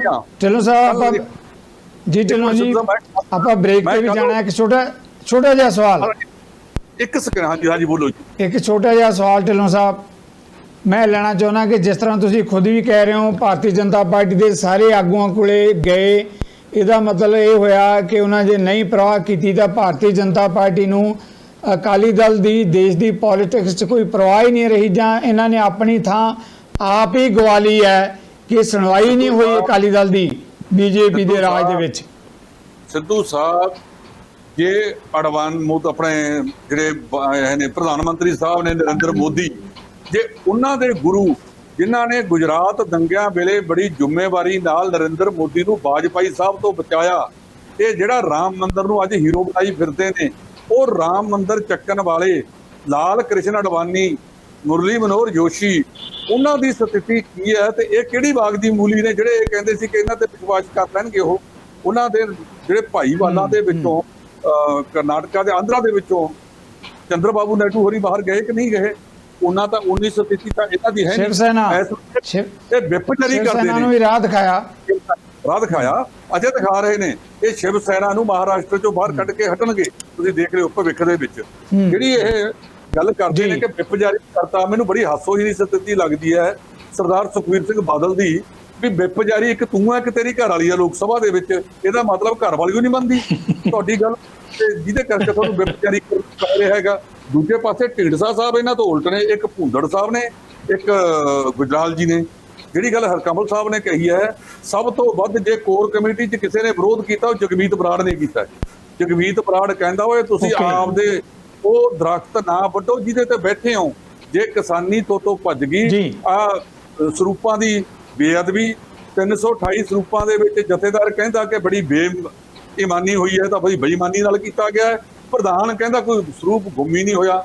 ਇੱਥੇ ਵੀ ਇਹਨਾਂ ਦੀ ਸਥਿਤੀ ਹਾਸੋ ਹੀ ਨਹੀਂ ਪਈ ਹੈ। ਜਿਹੜੀਆਂ ਦੋ ਮੁੱਖ ਟਾਣੇ ਸੀ ਜਿਨ੍ਹਾਂ ਦੇ ਉੱਤੇ ਬੈਠ ਕੇ ਅਕਾਲੀ ਦਲ ਸੱਤਾ ਪ੍ਰਾਪਤ ਕਰਦਾ ਸੀ, ਉਹ ਦੋਨੇ ਡਾਣੇ ਇਹਨਾਂ ਤੋਂ ਇਸ ਵੇਲੇ ਦੂਰ ਹੋ ਗਏ ਨੇ। ਬਿਲਕੁਲ ਕੋਈ ਇਹਨਾਂ ਨੂੰ ਮੂੰਹ ਲਾਉਣ ਨੂੰ ਮੈਂ ਕੱਲ ਬਠਿੰਡੇ ਵਾਲੇ ਮੋਰਚੇ ਨੂੰ ਖੁਦ ਦੇਖ ਕੇ ਆਇਆ ਬਾਦਲ ਪਿੰਡ ਦੇ ਵਿੱਚ ਜਾ ਕੇ, ਉਹ ਇਹਨਾਂ ਦੀ ਗੱਲ ਸੁਣੂ ਤਿਆਰ ਨਹੀਂ ਕਿਸਾਨ। ਬਿਲਕੁਲ ਠੀਕ ਹੈ ਤੁਹਾਡੀ ਗੱਲ। ਬਹੁਤ ਵੱਡੀ ਸਮੱਸਿਆ ਹੈ, ਆਪਾਂ ਨੂੰ ਇੱਕ ਬ੍ਰੇਕ ਲੈਣੀ ਪੈਣੀ ਹੈ। ਲੈਣਾ ਇੱਕ ਛੋਟੀ ਜਿਹੀ ਬ੍ਰੇਕ ਤੋਂ ਬਾਅਦ ਇਸੇ ਮੁੱਦੇ ਤੇ ਆ ਰਹੇ ਹਾਂ ਵਾਪਸ। ਸਾਡੇ ਇਸ ਖਿੱਤੇ ਦੇ ਸੀਨੀਅਰ ਜਰਨਲਿਸਟ ਖੇਤੀ ਆਰਡੀਨੈਂਸਾਂ ਤੇ ਜੋ ਕਿਸਾਨੀ ਅੰਦੋਲਨ ਉੱਠਿਆ ਹੈ, ਕਿਸਾਨੀ ਦੀ ਦਾਅਵੇਦਾਰ ਵੱਡੀ ਅਕਾਲੀ ਧਿਰ ਕਿਹੋ ਜਿਹੇ ਵੱਡੇ ਸੰਕਟ ਦਾ ਸਾਹਮਣਾ ਕਰ ਰਹੀ ਹੈ, ਇਨ੍ਹਾਂ ਮੁੱਦਿਆਂ ਤੇ ਕਰਾਂਗੇ ਚਰਚਾ ਆਪਾਂ ਛੋਟੀ ਜਿਹੀ ਬ੍ਰੇਕ ਦੇ ਬਾਅਦ। ਨਜ਼ਰੀਏ ਦੀ ਡਿਬੇਟ ਦਰਸ਼ਕਾਂ ਦਾ ਸਵਾਗਤ। ਪ੍ਰਾਸ਼ੀ ਜੀ, ਬ੍ਰੇਕ ਤੋਂ ਪਹਿਲਾਂ ਜਿਸ ਤਰ੍ਹਾਂ ਜਸਪਾਲ ਢਿੱਲੋਂ ਜੀ ਇਹ ਕਹਿ ਰਹੇ ਸੀਗੇ ਗੱਠਜੋੜ ਦਾ ਜਿਹੜਾ ਧਰਮ ਹੁੰਦਾ ਹੈ ਉਹਦੇ 'ਚ ਜਿਹੜਾ ਭਾਈਵਾਲ ਪਾਰਟੀ ਹੁੰਦੀ ਹੈ ਉਹਦਾ ਵੀ ਪੂਰਾ ਸਤਿਕਾਰ ਹੁੰਦਾ ਹੈ। ਸੁਖਬੀਰ ਬਾਦਲ ਹੁਣ ਬਾਹਾਂ ਲਾ ਕੇ ਮੀਡੀਆ 'ਚ ਇਹ ਗੱਲ ਕਹਿ ਰਿਹਾ ਹੈ ਕਿ ਸਾਨੂੰ ਪੁੱਛਿਆ ਤੱਕ ਨਹੀਂ, ਸਾਡੇ ਨਾਲ ਗੱਲ ਤੱਕ ਨਹੀਂ ਕੀਤੀ। ਜਸਪਾਲ ਢਿੱਲੋਂ ਨੇ ਨਾਂ ਵੀ ਗਿਣਾਏ ਹੈ ਕਿ ਇਹਨਾਂ ਭਾਰਤੀ ਜਨਤਾ ਪਾਰਟੀ ਦੀ ਆਗੂਆਂ ਨੂੰ ਮਿਲ ਕੇ ਆਏ, ਇਹਦੇ ਬਾਵਜੂਦ ਵੀ ਉਹਨਾਂ ਨੇ ਸੁਣਿਆ ਨਹੀਂ। ਲੱਗਦਾ ਹੈ ਕਿ ਭਾਰਤੀ ਜਨਤਾ ਪਾਰਟੀ ਦੀਆਂ ਨਜ਼ਰਾਂ 'ਚ ਅਕਾਲੀ ਦਲ ਅੱਖੋਂ ਹੌਲਾ ਹੋ ਗਿਆ। ਉਹਨਾਂ ਨੇ ਪਰਵਾਹ ਹੀ ਨਹੀਂ ਸਮਝੀ ਇਸ ਗੱਲ ਦੀ ਕਿ ਅਕਾਲੀ ਦਲ ਨਾਰਾਜ਼ ਹੋ ਜਾਏਗਾ ਤਾਂ ਬੀਜੇਪੀ ਦਾ ਕੇਂਦਰ ਦੇ ਵਿੱਚ ਕੁਝ ਵਿਗੜ ਸਕਦਾ ਹੈ। ਬਹੁਤ ਹੀ ਅਜੀਬ ਸਥਿਤੀ ਜਿਹੜੀ ਹੈਗੀ ਹੈ। ਪ੍ਰਾਸ਼ਾ ਜੀ। ਜਗਤਾਰ ਜੀ, ਬਿਲਕੁਲ ਇਹੀ ਗੱਲ ਹੈ ਕਿ ਅਕਾਲੀ ਦਲ ਤੇ ਜਿੱਥੇ ਕਿਸੇ ਵੇਲੇ ਆਪਣਾ ਐਨ ਪੂਰੇ ਚੋਟੀ ਤੇ ਪਹੁੰਚਿਆ ਹੁੰਦਾ ਸੀ, ਇਸ ਵੇਲੇ ਬਿਲਕੁਲ ਉਹ ਥੱਲੇ ਰਸਾਤਲ ਵਿੱਚ ਪਹੁੰਚਿਆ ਹੋਇਆ। ਪਹਿਲੇ ਜਿਹੜੀ ਹੈ ਪੰਜਾਬ ਦੀ ਸਰਕਾਰ ਗਈ, ਹੁਣ ਇਸ ਮੁੱਦੇ ਤੇ ਲੱਗਦਾ ਇਹਨਾਂ ਨੂੰ ਕੇਂਦਰ ਵੱਲੋਂ ਵੀ ਖਾਲੀ ਛੱਡਣਾ ਪੈਣਾ ਹੈ। ਔਰ ਇਹਨਾਂ ਦੇ ਵਿਰੋਧੀਆਂ ਦਾ ਨੈਕਸਟ ਟਾਰਗੇਟ ਜਿਹੜਾ ਹੈ ਉਹ ਹੈਗਾ ਇਹਨਾਂ ਦਾ ਤੀਜਾ ਆਧਾਰ ਸ਼੍ਰੋਮਣੀ ਗੁਰਦੁਆਰਾ ਪ੍ਰਬੰਧਕ ਕਮੇਟੀ। ਉਹਦੇ ਵੀ ਇਲੈਕਸ਼ਨ ਤੁਸੀਂ ਆਏ ਸਮਝੋ, ਔਰ ਉਸ ਲਈ ਇਹਨਾਂ ਦੇ ਬੇਸ ਨੂੰ ਉਹ ਵੀ ਖਤਰਾ ਸ਼ੁਰੂ ਹੋ ਜਾਣਾ ਹੈ। ਦੇਖੋ ਗੱਲ ਇਹ ਹੈ ਕਿ ਹੁਣ ਪੰਜਾਬ ਦੀ ਸਥਿਤੀ ਕੇਂਦਰ ਦੇ ਭੰਡਾਰ ਦੇ ਵਿੱਚ ਉਹ ਪਹਿਲੇ ਵਰਗੀ ਨਹੀਂ ਰਹੀ। ਹੁਣ ਦੇਖੋ ਸਭ ਤੋਂ ਜ਼ਿਆਦਾ ਐਤਕੀ ਸੀਜ਼ਨ ਦੇ ਵਿੱਚ ਅਗਰ ਸਭ ਤੋਂ ਜ਼ਿਆਦਾ ਕਿਤੇ ਪ੍ਰੋਕਿਉਰਮੈਂਟ ਹੋਈ ਹੈ ਤਾਂ ਉਹ ਮੱਧ ਪ੍ਰਦੇਸ਼ ਵਿੱਚ ਹੋਈ ਹੈ। ਹਿਸਟਰੀ 'ਚ ਪਹਿਲੀ ਵਾਰ ਮੱਧ ਪ੍ਰਦੇਸ਼ ਪੰਜਾਬ ਤੋਂ ਅੱਗੇ ਵੱਧ ਗਿਆ। ਟੂ ਦੈਟ ਐਕਸਟੈਂਟ ਜਿਹੜੀ ਬਿਲਕੁਲ ਇਹੋ ਜਿਹੀ ਹੁੰਦੀ ਕਿ ਇਹਨੂੰ ਕਹਿੰਦੇ ਸੀ ਜੀ ਇਹ ਦੇਸ਼ ਦਾ ਅੰਨਦਾਤਾ ਹੈ ਦੇਦਾ, ਉਹਦੇ ਨਾਲ ਉਹਨੂੰ ਇਹ ਹੁਣ ਦੂਜੀ ਨੰਬਰ ਤੇ ਆ ਗਿਆ। ਉਹਦੇ ਨਾਲ ਹੀ ਜਿਹੜੇ ਪੰਜਾਬ ਔਰ ਪੰਜਾਬ ਦੇ ਜਿਹੜੇ ਇਹ ਸਿਆਸਤਦਾਨ ਹੈ ਉਹਨਾਂ ਦੀ ਵੀ ਜਿਹੜਾ ਕਦਕਾਠ ਹੈ ਉਹ ਕੇਂਦਰ ਦੀ ਨਜ਼ਰਾਂ ਵਿੱਚ ਘਟ ਗਿਆ। ਔਰ ਅਕਾਲੀ ਦਲ ਜਿਹਦੇ 2 MP ਕਿ ਸੈਂਟਰ ਦੇ ਵਿੱਚ ਹੈ ਉਹ ਵੀ ਦੋਨੋਂ ਇੱਕੋ ਹੀ ਪਰਿਵਾਰ ਦੇ, ਔਰ 2 MP ਜਿਹੜੇ ਉਹ ਰਾਜ ਸਭਾ ਦੇ ਵਿੱਚ ਹੈਗੇ ਆ, ਉਹ ਇਹਨਾਂ ਨੂੰ ਕੀ ਸਿਆਣਦੇ ਆ। ਆਪਾਂ ਸਾਰਿਆਂ ਨੂੰ ਜਾਣਦੇ ਆ ਕਿ ਜਿਸਲੇ ਵੱਡੇ ਬਾਦਲ ਸਾਹਿਬ ਦਿੱਲੀ ਜਾ ਕੇ ਬੈਠੇ ਰਹੇ, ਮੋਦੀ ਸਾਹਿਬ ਨੇ ਉਹਨਾਂ ਨੂੰ 2014 ਵਿੱਚ ਹਫ਼ਤਾ 10 ਦਿਨ ਮਿਲਣ ਦਾ ਟਾਈਮ ਨਹੀਂ ਸੀ ਦਿੱਤਾ। ਉਹ ਇਹ ਕਹਿੰਦੇ ਸੀ कि सरदार साहब हरसिमरत की बजाय किसी और बंदे को लाए, हम परिवारवाद को नहीं मानते। उन्होंने हरसिमरत ਨੂੰ ਸ਼ੁਰੂ 'ਚ ਮੰਤਰੀ ਬਣਾਉਣ ਤੋਂ ਇਨਕਾਰ ਕਰਤਾ ਸੀ, ਕਿਉਂਕਿ ਉਹਨਾਂ ਨੇ ਕਿਹਾ ਕਿ ਰਾਜਸਥਾਨ ਦੀ CM ਹੈ, ਉਹ ਕਹਿੰਦੀ ਹੈ ਮੇਰੇ ਮੁੰਡੇ ਨੂੰ ਬੁਲਾਓ, ਅਸੀਂ ਉਹਨੂੰ ਨਾ ਕਰਤਾ, ਤੁਹਾਨੂੰ ਨਹੀਂ ਅਸੀਂ ਲੈ ਸਕਦੇ। ਤਾਂ ਉਸ ਵੇਲੇ ਗੱਲ ਚੱਲੀ ਸੀ ਚੰਦੂ ਮਾਜੀ ਨੂੰ ਬਣਾ ਦਿਓ ਜੀ, ਫਲਾਣੇ ਨੂੰ ਕਰ ਦਿਓ, ਲੇਕਿਨ ਅਲਟੀਮੇਟਲੀ ਇਹਨਾਂ ਨੇ ਕਿੱਦਾਂ ਹੱਥ ਪੈਰ ਜੋੜ ਕੇ ਹਰਸਿਮਰਤ ਨੂੰ ਬੁਲਾਇਆ। ਹੁਣ 6-7 ਸਾਲ ਬਾਅਦ ਹੁਣ ਪੂਰਾ ਘਟਨਾਕ੍ਰਮ ਜਿਹੜਾ ਪੂਰਾ ਚੱਕਰ ਲਾ ਕੇ ਹੁਣ ਇਸ ਬਿੰਦੂ ਤੇ ਪਹੁੰਚ ਗਿਆ ਕਿ ਹਰਸਿਮਰਤ ਬਾਦਲ ਨੂੰ ਵਜ਼ਾਰਤ ਛੱਡਣੀ ਪੈਣੀ ਹੈ। It's only a matter of time. ਇਹ ਬਾਕੀ ਸਾਰੀ ਪੋਸਟਰਿੰਗ ਹੈਗੀ ਹੈ ਕਿ ਸਾਨੂੰ ਜੀ ਪਾਰਟੀ ਨੇ ਕਹਿ ਦਿੱਤਾ, ਸਾਨੂੰ ਜੀ ਕਿਸਾਨਾਂ ਨੇ ਕਹਿ ਦਿੱਤਾ, ਸਾਡੇ ਤਾਂ ਜੀ ਪਾਰਟੀ ਸਾਰੀ ਕਹਿੰਦੀ ਹੈ ਕਿ ਆਪਾਂ ਕਿਸਾਨਾਂ ਨਾਲ ਜੁੜੇ ਰਹਿਣਾ ਹੈ, ਸਾਨੂੰ ਹੋਰ ਕਿਸੇ ਚੀਜ਼ ਦੀ ਕੋਈ ਪਰਵਾਹ ਨਹੀਂ। ਇਹ ਸਾਰੀ ਡਰਾਮੇਬਾਜ਼ੀ ਹੈ। ਇਹਨਾਂ ਨੇ ਪੂਰੀ ਕੋਸ਼ਿਸ਼ ਕੀਤੀ ਹੈ ਕਿ ਆਪਾਂ ਚਿਪ ਕਰੀਏ, ਕੁਰਤਿਆਂ ਨਾਲ ਚਿਪ ਕਰੀਏ, ਉਹ ਬਣ ਨਹੀਂ ਰਹੀ। ਮੈਂ ਸਮਝਦਾ ਹਾਂ ਕਿ ਸਾਰੇ ਘਟਨਾਕ੍ਰਮ ਦੇ ਵਿੱਚ ਅਗਰ ਕਿਸੇ ਨੇ ਆਪਣੇ ਸਿਆਸੀ ਕਾਰਡ ਬੜੇ ਸੋਚ ਸਮਝ ਕੇ ਕੀਤੇ ਹੈ ਤਾਂ ਉਹ ਕਾਂਗਰਸ ਪਾਰਟੀ ਔਰ ਖਾਸ ਤੌਰ ਤੇ ਕੈਪਟਨ ਅਮਰਿੰਦਰ ਸਿੰਘ ਨੇ ਕੀਤੇ ਹੈ। ਇੱਕ ਤਾਂ ਉਹਨਾਂ ਨੇ ਸਾਰੇ ਕਿਸਾਨਾਂ ਨੂੰ ਆਪਣੇ ਨਾਲ ਜੋੜ ਲਿਆ, ਕਿਸਾਨੇ ਜਥੇਬੰਦੀਆਂ ਵੀ ਉਹਨਾਂ ਦੇ ਨਾਲ ਤੁਰੀਆਂ ਫਿਰਦੀਆਂ, ਆਮ ਆਦਮੀ ਪਾਰਟੀ ਨੂੰ ਕੋਈ ਮੌਕਾ ਨਹੀਂ ਦਿੱਤਾ। ਔਰ ਕੱਲ ਜਿਹੜੀ ਸਭ ਤੋਂ ਵੱਡੀ ਗੱਲ ਹੈ ਵੈ ਕਿ ਕੈਪਟਨ ਅਮਰਿੰਦਰ ਜਿਹੜਾ ਬਾਰ-ਬਾਰ ਆਪਣੇ DGP ਨੂੰ ਕਹਿੰਦੇ ਸੀ ਕਿ ਵੀ ਜਾ ਕੇ ਦੇਖੋ ਕੋਵਿਡ ਵਾਲਾ ਕੋਈ ਬੰਦਾ ਬਾਹਰ ਘੁੰਮਦਾ ਨਾ ਫਿਰਿਆ ਹੋਵੇ, ਉਹਨਾਂ ਦੇ ਖਿਲਾਫ ਕੇਸ ਕਰੋ, ਉਹਨਾਂ ਨੂੰ ਚੱਕ ਕੇ ਲੈ ਜਾਓ, ਇਹ ਕਰੋ ਜੀ। ਉਹਨਾਂ ਨੇ ਕੱਲ ਕਿਸਾਨਾਂ ਦੇ ਸਾਰੇ ਜਿਹੜੇ ਕੇਸ ਹੈ ਉਹ ਕਹਿੰਦੇ ਜਨ ਖਤਮ ਕਰ ਦਿਓ, ਕੋਈ ਗੱਲ ਨਹੀਂ। ਅਗਰ ਇਹਨਾਂ ਨੇ ਗ੍ਰਿਫਤਾਰੀ ਦਿੱਤੀ ਹੈ ਕੋਈ ਗੱਲ ਨਹੀਂ, ਅਗਰ ਇਹਨਾਂ ਨੇ ਕੋਵਿਡ ਦਾ ਪ੍ਰੋਟੋਕੋਲ ਭੰਗ ਕੀਤਾ ਹੈ। ਤੁਸੀਂ ਇਹ ਦੇਖੋ ਕਿ ਇਹ ਕਿਸ ਤਰ੍ਹਾਂ ਉਹਨਾਂ ਨੇ ਆਪਣੀ ਪੋਜੀਸ਼ਨ ਨੂੰ ਕੰਸੋਲੀਡੇਟ ਕੀਤਾ ਹੈ। ਉਹ ਸਾਰੇ ਬੰਦੇ ਜਿਹੜੇ ਹੈ ਹੁਣ ਕਾਂਗਰਸ ਦੇ ਝੰਡੇ ਥੱਲੇ ਆ ਗਏ ਹੈ। ਐਂਡ ਟੂ ਦੈਟ ਐਕਸਟੈਂਟ ਉਹ ਸਾਰੇ ਹੁਣ ਅਕਾਲੀਆਂ ਨੂੰ ਅੰਗੂਠਾ ਵੀ ਦਿਖਾ ਰਹੇ ਹੈ, ਚੜ੍ਹਾ ਵੀ ਰਹੇ ਹੈ। ਔਰ ਅਕਾਲੀਆਂ ਦੀ ਹਾਲਤ ਇਹ ਹੈ ਕਿ ਉਹਨਾਂ ਨੂੰ ਅੱਜ ਨਹੀਂ ਤਾਂ ਕੱਲ ਸੈਂਟਰ ਤੋਂ ਅਸਤੀਫਾ ਦੇਣਾ ਪੈਣਾ। ਹੁਣ ਦੇਖਣ ਵਾਲੀ ਗੱਲ ਇਹ ਹੈ ਕਿ ਇਹਨਾਂ ਦੇ ਇੱਕ ਜੋ ਮੇਰੇ ਸੁਣਨ 'ਚ ਆਇਆ, ਇੱਕ ਹੋਰ ਵੀ ਪਲਾਨ ਹੈਗੀ ਹੈ ਕਿ ਅਸਤੀਫਾ ਭੇਜ ਦਿਓ ਹਰਸਿਮਰਤ ਦਾ, ਤਾਂ ਨਾਲ ਕਹਿ ਦਿਓ ਕਿ ਮੋਦੀ ਸਾਹਿਬ ਇਹਨੂੰ 2-4 ਮਹੀਨੇ ਜਿਹੜਾ ਹਲੇ ਅੱਧੀ ਰੱਖਣਾ, ਤਾਂ ਬਾਅਦ 'ਚ ਦੇਖਾਂਗੇ। ਕਿਉਂਕਿ ਜਿਸ ਤੱਕ ਮੈਨੂੰ ਜਿਹੜੇ ਮੋਦੀ ਸਾਹਿਬ ਦੀ ਜਾਂ ਸੈਂਟਰ ਦੀ ਸਰਕਾਰ ਦੀ ਜਿਹੜੀ ਚਾਲ ਦਾ ਥੋੜ੍ਹਾ ਜਿਹਾ ਜੋ ਮੇਰਾ ਅੰਦਾਜ਼ਾ ਹੈ, ਉਹਨਾਂ ਨੇ ਅਸਤੀਫਾ ਝੱਟ ਮਨਜ਼ੂਰ ਕਰ ਦੇਣਾ।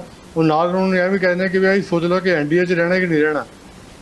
ਤਾਂ ਇਹਨਾਂ ਲਈ ਅਗਲੀ ਆਉਣ ਵਾਲੀ ਸਥਿਤੀ ਜਿਹੜੀ ਹੈ ਉਹ ਬੜੇ ਮੁਸ਼ਕਿਲ ਦੇ ਦਿਨ ਆ ਰਹੇ ਹੈ, ਔਰ ਇਹਨਾਂ ਕੋਲੋਂ ਇਹ ਸਾਰਾ ਚੱਲਿਆ ਨਹੀਂ ਜਾਣਾ। ਔਰ ਪਾਰਟੀ ਦੀ ਸਥਿਤੀ ਲਗਾਤਾਰ ਪੰਜਾਬ ਔਰ ਪੰਜਾਬ ਤੋਂ ਬਾਹਰ ਜਿਹੜੀ ਹੈ ਕਮਜ਼ੋਰ ਹੁੰਦੀ ਜਾਣੀ ਹੈ। ਓਕੇ, ਥੈਂਕ ਯੂ ਪ੍ਰਾਸ਼ਾ ਜੀ। ਹਰਕਮਲ ਜੀ, ਇੱਕ ਹੋਰ ਬਹੁਤ ਵੱਡਾ ਸਵਾਲ ਜਿੱਦਾਂ ਪ੍ਰਾਸ਼ਾ ਜੀ ਦਾ ਕਿ ਹੈ ਕਿ ਵੀ ਐਨਡੀਏ 'ਚ ਅਕਾਲੀ ਦਲ ਨੇ ਰਹਿਣਾ ਕਿ ਨਹੀਂ ਰਹਿਣਾ। ਲਗਾਤਾਰ ਉਹਨਾਂ ਨੇ ਕਹਿ ਕੇ ਅਕਾਲੀ ਦਲ ਦੀ ਕਮਜ਼ੋਰ ਸਥਿਤੀ ਔਰ ਕੈਪਟਨ ਅਮਰਿੰਦਰ ਦੀ ਸਰਕਾਰ ਨੇ ਕਿਸਾਨੀ ਅੰਦੋਲਨ ਦਾ ਫਾਇਦਾ ਉਠਾਉਣ ਦਾ ਯਤਨ ਵੀ ਕੀਤਾ ਹੈ। ਪਰ ਜੇ ਆਪਾਂ ਗਰਾਊਂਡ ਰਿਐਲਿਟੀ 'ਚ ਹੇਠਾਂ ਕਿਸਾਨੀ ਅੰਦੋਲਨ ਨੂੰ ਦੇਖਦੇ ਹਾਂ, ਜਿੱਦਾਂ ਜਸਪਾਲ ਢਿੱਲੋਂ ਹੁਣੀ ਕਹਿ ਰਹੇ ਸੀਗੇ ਵੀ ਉਹ ਬਠਿੰਡਾ ਕੱਲ੍ਹ ਕਿਸਾਨੀ ਅੰਦੋਲਨ ਦੇਖ ਕੇ ਵੀ ਆ ਰਿਹਾ ਹੈ।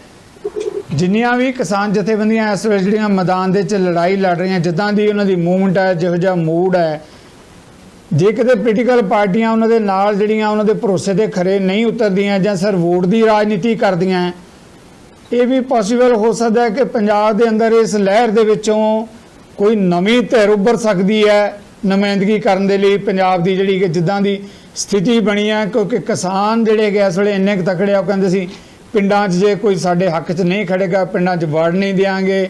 ਉਹ ਅਮਰਿੰਦਰ ਬਾਰੇ ਵੀ ਗੱਲ ਕਰਦੇ ਆ, ਉਹ ਆਪ ਬਾਰੇ ਵੀ ਗੱਲ ਕਰਦੇ ਆ, ਅਕਾਲੀ ਦਲ ਨੂੰ ਤਾਂ ਸਭ ਤੋਂ ਵੱਧ ਉਹ ਏਜੰਡੇ 'ਤੇ ਲੈਂਦੇ ਹੀ ਲੈਂਦੇ ਆ। ਇਹੋ ਜਿਹੀ ਸਥਿਤੀ 'ਚ ਲੱਗਦਾ ਹੈ ਕਿ ਪੰਜਾਬ ਦੇ ਅੰਦਰ ਨਵੀਂ ਧਿਰ ਵੀ ਕਿਸਾਨੀ ਦੀ ਕੋਈ ਇੱਦਾਂ ਦੀ ਉੱਭਰ ਸਕਦੀ ਹੈ ਜਿਹੜੀ ਨੁਮਾਇੰਦਗੀ ਕਰੇ ਪੰਜਾਬ ਦੀ।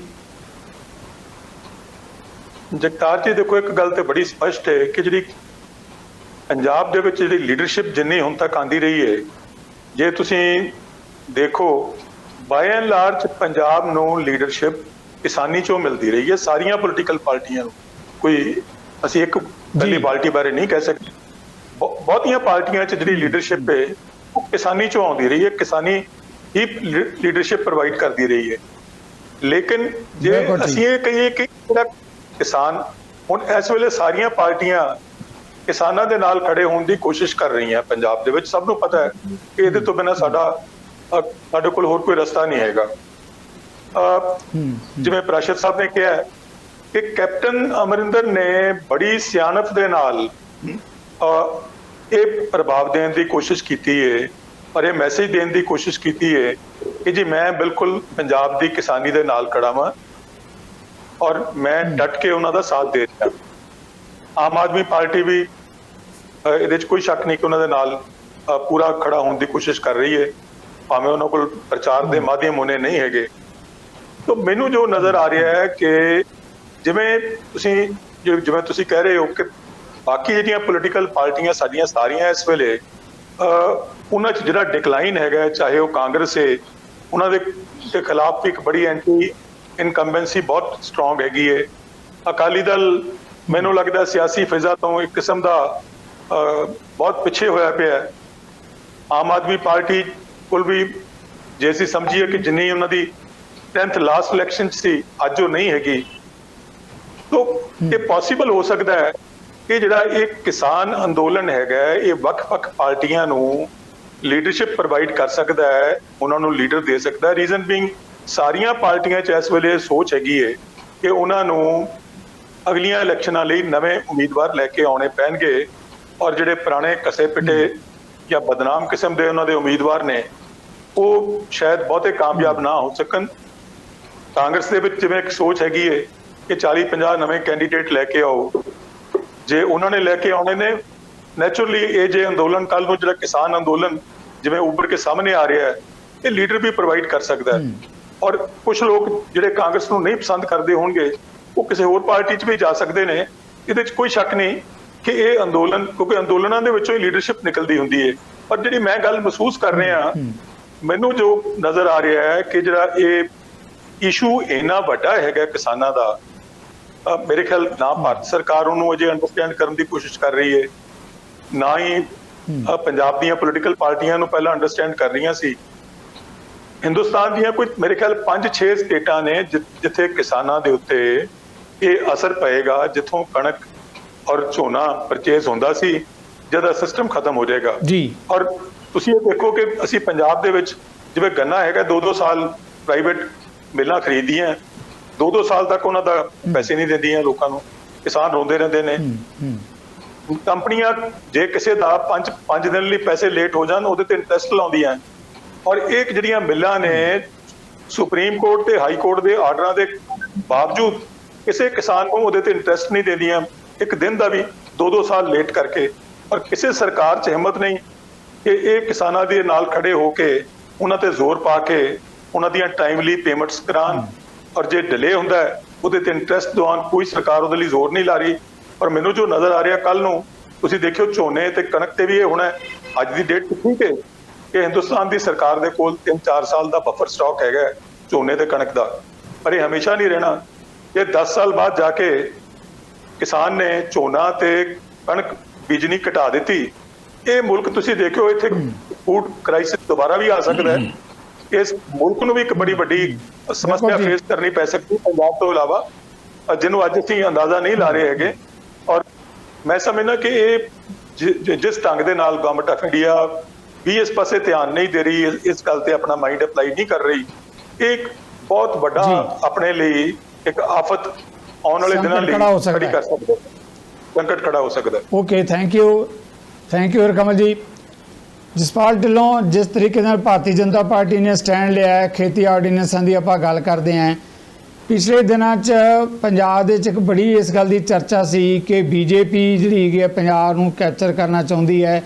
ਜੇ ਆਪਾਂ ਹੁਣ ਗੱਲ ਕਰੀਏ, ਬੇਸ਼ੱਕ ਅੱਜ ਦਾ ਸਿੱਧੇ ਤੌਰ 'ਤੇ ਮੁੱਦਾ ਨਹੀਂ, ਆਪਣੇ ਗੁਆਂਢ ਜੰਮੂ ਕਸ਼ਮੀਰ ਜਿਸ ਤਰ੍ਹਾਂ ਪੰਜਾਬੀ ਜ਼ੁਬਾਨ ਨਾਲ ਕੀਤਾ, ਹੁਣ ਜਿਸ ਢੰਗ ਦੇ ਨਾਲ ਜਿਹੜਾ ਹੈਗਾ ਪੰਜਾਬ ਦੇ 'ਚ ਕਿਸਾਨਾਂ ਨੂੰ ਰੋਲਿਆ ਜਾ ਰਿਹਾ ਹੈ, ਲੱਗਦਾ ਹੈ ਕਿ ਕਿਧਰੇ ਜਿਹੜਾ ਅਮਿਤ ਸ਼ਾਹ ਦੀ ਜਿਹੜੀ ਪਾਰਟੀ ਹੈ ਭਾਰਤੀ ਜਨਤਾ ਪਾਰਟੀ, ਪੰਜਾਬ ਉਹਦੇ ਏਜੰਡੇ ਤੋਂ ਹੀ ਬਾਹਰ ਨਜ਼ਰ ਆ ਰਿਹਾ। ਨਹੀਂ ਤਾਂ ਇਸ ਤਰ੍ਹਾਂ ਨਹੀਂ ਸੀ ਹੋਣਾ ਜਿਵੇਂ ਪੰਜਾਬ ਦੇ ਕਿਸਾਨਾਂ ਨਾਲ ਜਾਂ ਪੰਜਾਬ ਨਾਲ ਵਾਪਰ ਰਿਹਾ। ਜੀ ਜਸਪਾਲ ਜੀ। ਬਿਲਕੁਲ ਠੀਕ ਕਹਿੰਦੇ ਹੋ। ਪੰਜਾਬ ਇਸ ਦੇਸ਼ ਦੀ ਖੜਗ ਭੁਜਾ ਹੈ। ਜੇ ਉਹ ਖੜਗ ਭੁਜਾ ਹੀ ਇਸ ਤੋਂ ਪਾਸੇ ਹੋਊਗੀ, ਬਹੁਤ ਲੰਬੇ ਸਮੇਂ ਤੋਂ ਪੰਜਾਬ ਦੇ ਨਾਲ ਇੱਕ ਯੋਜਨਾਬੱਧ ਤਰੀਕੇ ਦੇ ਨਾਲ ਵਿਤਕਰੇਬਾਜ਼ੀ ਹੋ ਰਹੀ ਹੈ, ਭਾਵੇਂ ਉਹ ਪਾਣੀਆਂ ਦੇ ਰੂਪ ਦੇ ਵਿੱਚ ਹੋਵੇ। ਜਿਸ ਧਰਤੀ ਦਾ ਮਤਲਬ ਜਿਹੜੀ ਧਰਤੀ ਹੈ ਜਿਹਦੇ ਕੋਲ ਪਾਣੀ ਹੋਵੇ, ਆਪਣਾ ਪਾਣੀ ਵਰਤਿਆ ਜਾ ਸਕਦਾ ਹੈ, ਉਹਦੀ ਸਿੰਜਾਈ 73% ਟਿਊਬਲਾਂ ਤੇ ਨਿਰਭਰ ਕਰਵਾ ਦਿੱਤੀ ਜਾਵੇ ਔਰ ਸਿਰਫ 23% ਸਿੰਜਾਈ ਨਹਿਰੀ ਪਾਣੀ ਦੇ ਆਧਾਰ ਤੋਂ ਹੋਵੇ, ਭਾਵੇਂ ਉਹ ਘੱਗਰ ਦਰਿਆ ਆ ਜਾਂ ਕੋਈ ਹੋਰ ਹੈ, ਉਹਦੇ ਵਿੱਚ ਸੈਂਕੜੇ ਕਿਊਸਕ ਪਾਣੀ ਅਜਾਈਂ ਦੂਜੇ ਮੁਲਕਾਂ ਦੇ ਵਿੱਚ ਪ੍ਰਵੇਸ਼ ਕਿਤੇ ਉਹਦੇ ਤੇ ਨਹੀਂ ਕੀਤਾ। ਇੱਕ ਯੋਜਨਾਬੱਧ ਤਰੀਕੇ ਦੇ ਨਾਲ ਪੰਜਾਬ ਦੀ ਜਵਾਨੀ ਵਿਦੇਸ਼ਾਂ 'ਚ ਭੇਜੀ ਜਾ ਰਹੀ ਹੈ, ਕਿਉਂਕਿ ਇੱਥੇ ਰੁਜ਼ਗਾਰ ਦੇ ਸਾਧਨ ਨਹੀਂ ਹੈ। ਉਹਦੇ ਵਿੱਚ ਸਰਕਾਰ ਵੀ ਫੇਲ ਹੋਈ ਹੈ, ਪੰਜਾਬ ਦੀ ਵੀ ਤੇ ਕੇਂਦਰ ਦੀ। ਭਾਵੇਂ ਗੱਲ ਅਸੀਂ ਘਰ ਰੁਜ਼ਗਾਰ ਦੀ ਕੀਤੀ, ਕੀ ਅਸੀਂ ਉਸ ਦਾ ਜਿਹੜਾ ਇਕਨੋਮਿਕ ਫੈਕਟਰ ਸੀਗਾ ਉਹ ਦੇਖਿਆ ਕਿ ਜੇ ਉਹ ਰੁਜ਼ਗਾਰ ਦੇਣਾ ਹੈ ਤਾਂ ਪੈਸੇ ਕਿੱਥੋਂ ਆਉਣੇ ਨੇ। ਜਿਹੜੇ ਮੌਜੂਦਾ ਸਾਧਨ ਸੀ ਪੰਜਾਬ ਦੇ, ਭਾਵੇਂ ਉਹ ਸ਼ਰਾਬ ਦਾ ਮਾਫੀਆ ਹੋਵੇ, ਰੇਤ ਮਾਫੀਆ ਹੋਵੇ, ਉਹ ਸਾਰੇ ਦੇ ਸਾਰੇ ਸੋਰਸ ਅਸੀਂ ਖਤਮ ਕਰਨ ਵਾਲੇ ਪਾਸੇ ਜਾ ਰਹੇ ਹਾਂ। ਜੇ ਨਵਜੋਤ ਸਿੰਘ ਸਿੱਧੂ ਨੇ ਦੋਸ਼ ਲਾਇਆ ਕਿ ਤੇਲ ਗੰਨਾ ਜਿਹੜਾ ਅਜੇ 5 ਸਾਲ ਪਹਿਲਾਂ ਸੂਬਾ ਬਣਿਆਗਾ, ਉਹ ਸ਼ਰਾਬ ਦੀ ਆਬਕਾਰੀ ਨੀਤੀ ਤੋਂ 10,000 ਕਰੋੜ ਰੁਪਇਆ ਕਮਾ ਸਕਦਾ, ਤਾਂ ਪੰਜਾਬ ਦੇ ਕਿਹੜੀ ਗੋਲੀ ਵੱਜੀ ਆ? ਇਹਦਾ ਮਤਲਬ ਆ ਜਿਹੜੀ ਹੁਣ 125 ਬੰਦਿਆਂ ਦੀ ਮੌਤ ਤੋਂ ਬਾਅਦ ਥੋੜਾ ਜਿਹਾ ਸਰਕਾਰ ਦੀ ਜੰਗਾਲੀ ਮਸ਼ੀਨਰੀ ਤੁਰੀ, ਉਹਦੇ ਵਿੱਚ ਵੀ ਸਿਰਫ ਜਿਹੜਾ ਕੋਈ 4 ਬੋਤਲਾਂ ਕੱਢਦਾ, 5 ਬੋਤਲਾਂ ਕੱਢਦਾ। ਜਿਹੜੀਆਂ ਵੱਡੀਆਂ ਫੈਕਟਰੀਆਂ ਦੇ ਵਿੱਚੋਂ ਬਿਨਾਂ ਆਬਕਾਰੀ ਤੋਂ ਸ਼ਰਾਬ ਟਰੱਕਾਂ ਦੇ ਟਰੱਕ 200 ਟਰੱਕ ਰੋਜ਼ ਨਿਕਲ ਰਿਹਾ, ਉਹਦੇ ਵਾਸਤੇ ਇਹਨਾਂ ਨੇ ਕੀ ਕੀਤਾ? ਸਾਰਾ ਕੁਝ ਚੁੱਪ ਹੈ। ਤੁਸੀਂ ਹਰਕਮਲ ਜੀ ਨੇ ਕਿਹਾ ਜਾਂ ਪ੍ਰਾਸ਼ਰ ਜੀ ਗੱਲ ਕਰਦੇ ਸੀਗੇ ਕਿ ਕੈਪਟਨ ਅਮਰਿੰਦਰ ਸਿੰਘ ਇਸ ਵੇਲੇ ਕਿਸਾਨਾਂ ਦੇ ਮਸੀਹਾ ਬਣ ਕੇ ਆ ਰਹੇ ਨੇ। ਤੁਸੀਂ ਦੇਖੋ, ਉਹਨਾਂ ਨੇ ਇਹ ਵੀ ਕਹਿਤਾ ਕਿ ਤੁਸੀਂ ਜਾ ਕੇ ਦਿੱਲੀ ਘੇਰੋ, ਅਸੀਂ ਤੁਹਾਡੇ ਨਾਲ ਚੱਲਦੇ ਹਾਂ। ਕੈਪਟਨ ਸਾਹਿਬ, ਇਹ ਸੋਚ ਲਓ, 1 ਅਕਤੂਬਰ ਤੋਂ ਝੋਨੇ ਦਾ ਜਿਹੜੀ ਫਸਲ ਹੈ ਉਹ ਮਾਰਕੀਟ ਦੇ ਵਿੱਚ ਆ ਜਾਣੀ ਹੈ। ਉਦੋਂ ਬਾਅਦ ਪਰਾਲੀ ਨੂੰ ਅੱਗਾਂ ਲਾਉਣੀਆਂ ਨੇ ਨਾ ਕਿਸਾਨਾਂ ਨੇ। ਤੁਹਾਡੀ ਸਰਕਾਰ ਨੇ ਜਦੋਂ ਰੋਕਿਆ, ਇਹੀ ਕਿਸਾਨ ਅੰਦੋਲਨ ਤੁਹਾਡੇ ਖਿਲਾਫ ਚੱਲੇਗਾ ਉਸ ਵੇਲੇ ਕਿ ਜਦੋਂ ਤੁਸੀਂ ਇਹਨਾਂ ਨੂੰ ਰੋਕੋ। ਕਾਰਨ ਜਸਪਾਲ ਜੀ ਆਮ ਸੌਰੀ, ਮੈਂ ਤੁਹਾਨੂੰ ਜਸਪਾਲ ਜੀ ਵਿੱਚੋਂ ਟੋਕ ਰਿਹਾ। ਬਿਲਕੁਲ ਠੀਕ ਹੈ ਕਿ ਰਾਜਪਾਲ ਨੂੰ ਮੰਗ ਪੱਤਰ ਦਿੱਤਾ ਕੈਪਟਨ ਅਮਰਿੰਦਰ ਦੇ, ਉਹਦੀ ਪਾਰਟੀ ਨੇ ਕਹਿ ਵੀ ਰਿਹਾ ਕਿ ਦਿੱਲੀ ਜਾ ਕੇ ਘੇਰੋ। ਪਰ ਜਸਪਾਲ ਜੀ, ਜਿਹੜਾ ਕਿਸਾਨੀ ਇਹ ਵੀ ਸਵਾਲ ਖੜਾ ਕਰ ਰਹੀ ਹੈ ਕਿ ਅਸੀਂ ਤਾਂ ਸੜਕਾਂ ਤੇ ਲੜ ਰਹੇ ਹਾਂ। ਜੇ ਕੈਪਟਨ ਅਮਰਿੰਦਰ ਜਾਂ ਇਹਨਾਂ 'ਚੋਂ ਕੋਈ ਵੀ ਵਾਕਈ ਸਾਡੇ ਹਿਤੈਸ਼ੀ ਹੈ ਤਾਂ ਇਹ ਤਾਂ ਇੱਕ ਸੱਦਾ ਦੇਣ 50,000 ਲੱਖ ਬੰਦਾ ਇਕੱਠਾ ਕਰਨਾ ਇਹਨਾਂ ਲਈ ਕੀ ਔਖਾ ਹੈ? ਇਹ ਕਹਿੰਦੇ ਸਿਰਫ ਬਿਆਨਬਾਜ਼ੀ ਕਰ ਰਹੇ ਹੈ, ਪ੍ਰੈਕਟੀਕਲ ਤੌਰ ਤੇ ਕਿੱਥੇ ਸਾਡੇ ਨਾਲ ਆ ਕੇ ਖੜੇ ਆ। ਉਹ ਕਹਿੰਦੇ ਲੜ ਮਾਰ ਤਾਂ ਅਸੀਂ ਰਹੇ ਹਾਂ, ਆਪਣੀਆਂ ਔਰਤਾਂ ਨੂੰ ਨਾਲ ਲੈ ਕੇ, ਬੱਚਿਆਂ ਨੂੰ ਨਾਲ ਲੈ ਕੇ, ਆਪਣੇ ਬਾਪੂਆਂ ਨੂੰ ਨਾਲ ਲੈ ਕੇ, ਲੜਾਈ ਤਾਂ ਸਾਡੀ ਹੈ। ਉਹ ਕਹਿੰਦੇ ਜੇ ਆਮ ਆਦਮੀ ਪਾਰਟੀ ਕਹਿੰਦੀ ਹੈ ਅਸੀਂ ਨਾਲ ਆਏ, ਆਮ ਆਦਮੀ ਪਾਰਟੀ ਹੁੱਕਾ ਦੇਵੇ ਤਾਂ 50,000 ਬੰਦਾ ਨਹੀਂ ਇਕੱਠੇ ਕਰ ਸਕਦੀ।